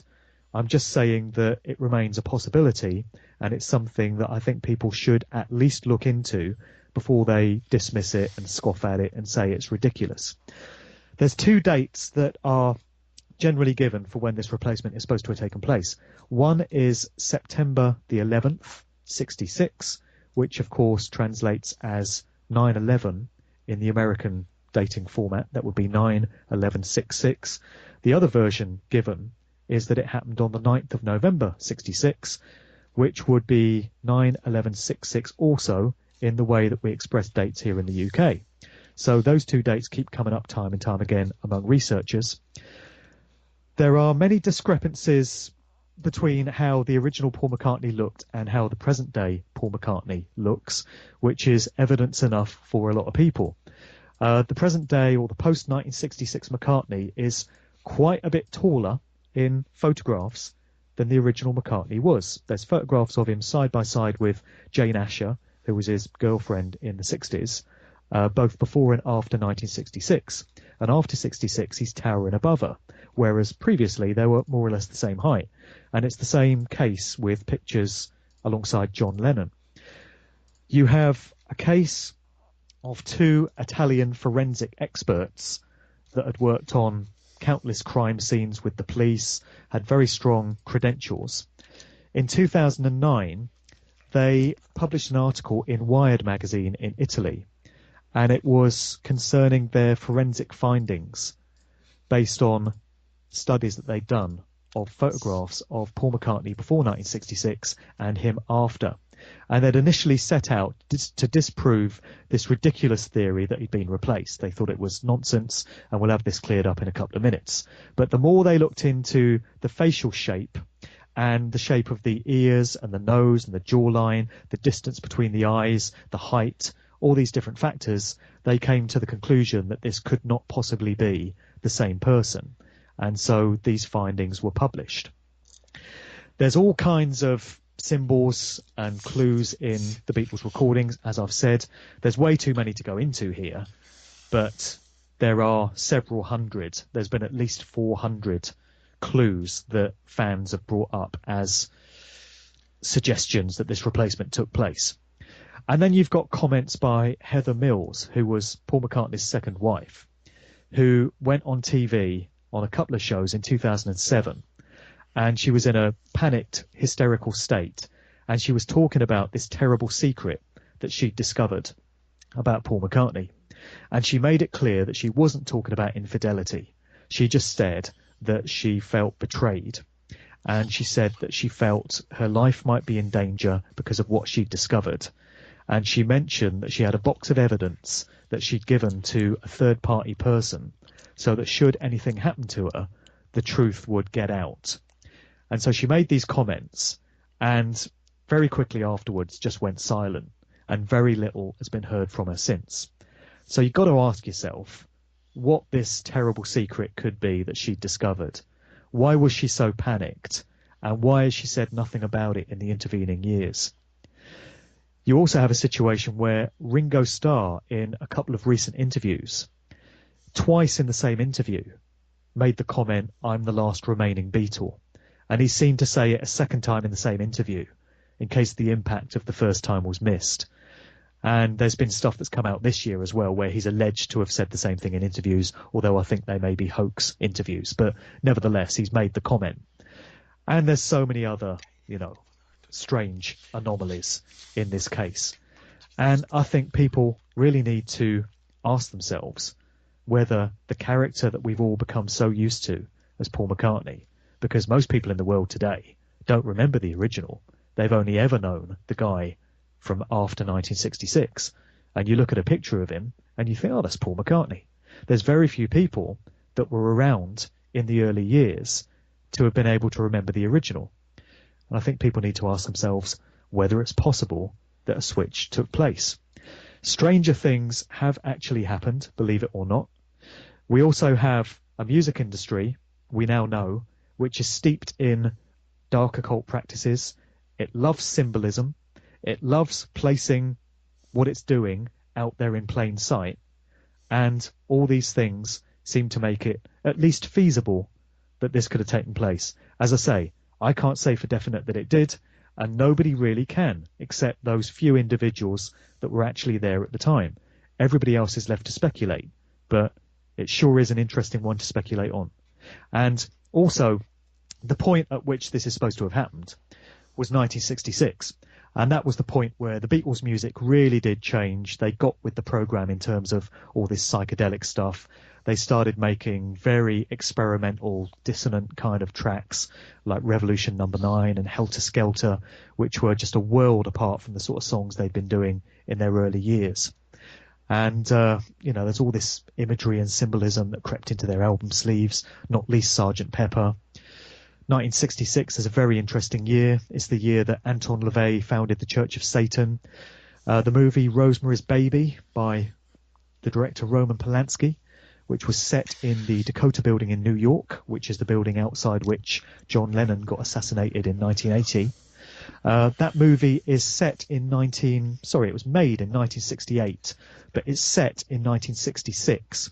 And you've got this group of Satanists in it that refer to 1966 as Year One. And 1966 was the year that construction started on the World Trade Center Twin Towers. There's all sorts of interesting stuff connected with the 66. It appears to have a lot of occult significance. And it certainly does in the story of the Beatles. No question, it does. All right, we're 2 hours, but since you put one more thing here, I guess I'll give you maybe another 5 minutes to talk about just one of these people. You did mention some of these people earlier: Jimi Hendrix, Jim Morrison, Lennon. I don't know if you mentioned Bob Marley's name. I know you mentioned Whitney Houston and Michael Jackson. Maybe you did mention briefly in this interview. Yeah, sure. But I guess if I can give you like maybe 5 minutes, could you quickly sum up the mysterious circumstances behind the death of Bob Marley? Yeah, Bob Marley is generally thought to have died from a rare form of cancer that he got in his toe. What were the chances? Pretty unlucky. But you get into the finer detail of what went on there, and it becomes very interesting. Bob Marley played this political peace concert in 1976 that was put together in conjunction with the Jamaican government of the time. And it was designed to create unity and peace between the warring political factions in Jamaica at the time. But this had caught the attention of the CIA, who had sent a bunch of agents down to Jamaica to keep an eye on what was going on, because they had an interest in the political regime of Jamaica. And at this concert, Bob Marley was due to perform along with other artists. And a couple of days before the concert, his house just happened to get shot up. And he himself was struck. His wife was hit. And his manager was hit by a bullet. And his house was destroyed. And it was obviously a hit job designed to take him out so that he couldn't perform at this concert. He did survive. And he gave a comment when he was asked why you're still performing at this concert. He went ahead and did the performance anyway. He said, the people that are trying to make this world a worse place don't take a day off, so I can't either. And then he stunned everyone by, performing at this concert. So obviously, by that point, he was considered very dangerous by the CIA and very much a thorn in the side of the plans that they had. And Marley had become, understandably, quite suspicious of those around him by this point, and he'd taken to living in a sort of compound surrounded by bodyguards and a small circle of trusted friends. But he was approached by a documentary filmmaker a short while after this concert who said that he wanted to make a film about him. And this filmmaker was allowed into the compound, and he brought with him a gift, which was a pair of boots. And in some versions of the story, it's a pair of football boots. In other versions of the story, it's cowboy boots or some other kind. But whatever the case, witnesses that were there at the time say that Marley took the boots from this guy and he put them on, and straight away he yelped in pain. And when they looked inside one of the boots, they found a length of copper wire that had protruded his toe. It had gone into his toe. And of course, the idea is that it contained some kind of cancer-causing agent that went into his toe, and it caused the cancer to slowly spread throughout his body. And it was when he was playing football sometime later that he did happen to break his toe, because the toe had been weakened by, being pierced by this copper wiring. And when he went to get it checked out by a doctor, they discovered that it was cancerous. And it would appear to be a result of this boot. And it turns out the identity of the documentary filmmaker that brought the boots in as a gift happens to be none other than a guy called Carl Colby. And he turns out to be the son of the former CIA director, William Colby. And William Colby, years later in the 90s, died in some very mysterious circumstances himself, when he seemed to feel the need to go out canoeing on his boat at a strange time when he was preparing dinner at his house, and his body was discovered drowned. And back in his house there was a coffee maker on and his computer was switched on and stuff, but he just felt the need to go out canoeing at that time, And Carl Colby, the son of a former CIA director, just happened to be the guy that brought these boots into Bob Marley's camp. And it took Marley a number of years to die from it. He eventually succumbed on the 11th of May 1981, and this event would have been 1977, so that's about 4 years later. Many people have speculated that his daily habit of smoking marijuana may have been what kept him alive for so long, because we hear so much about the cancer-causing properties of cannabis. But either way, they got him in the end, and he died after a very prolonged illness in 1981. And so there was another thorn in the side of the establishment that was neatly taken care of in circumstances that not everyone knows about.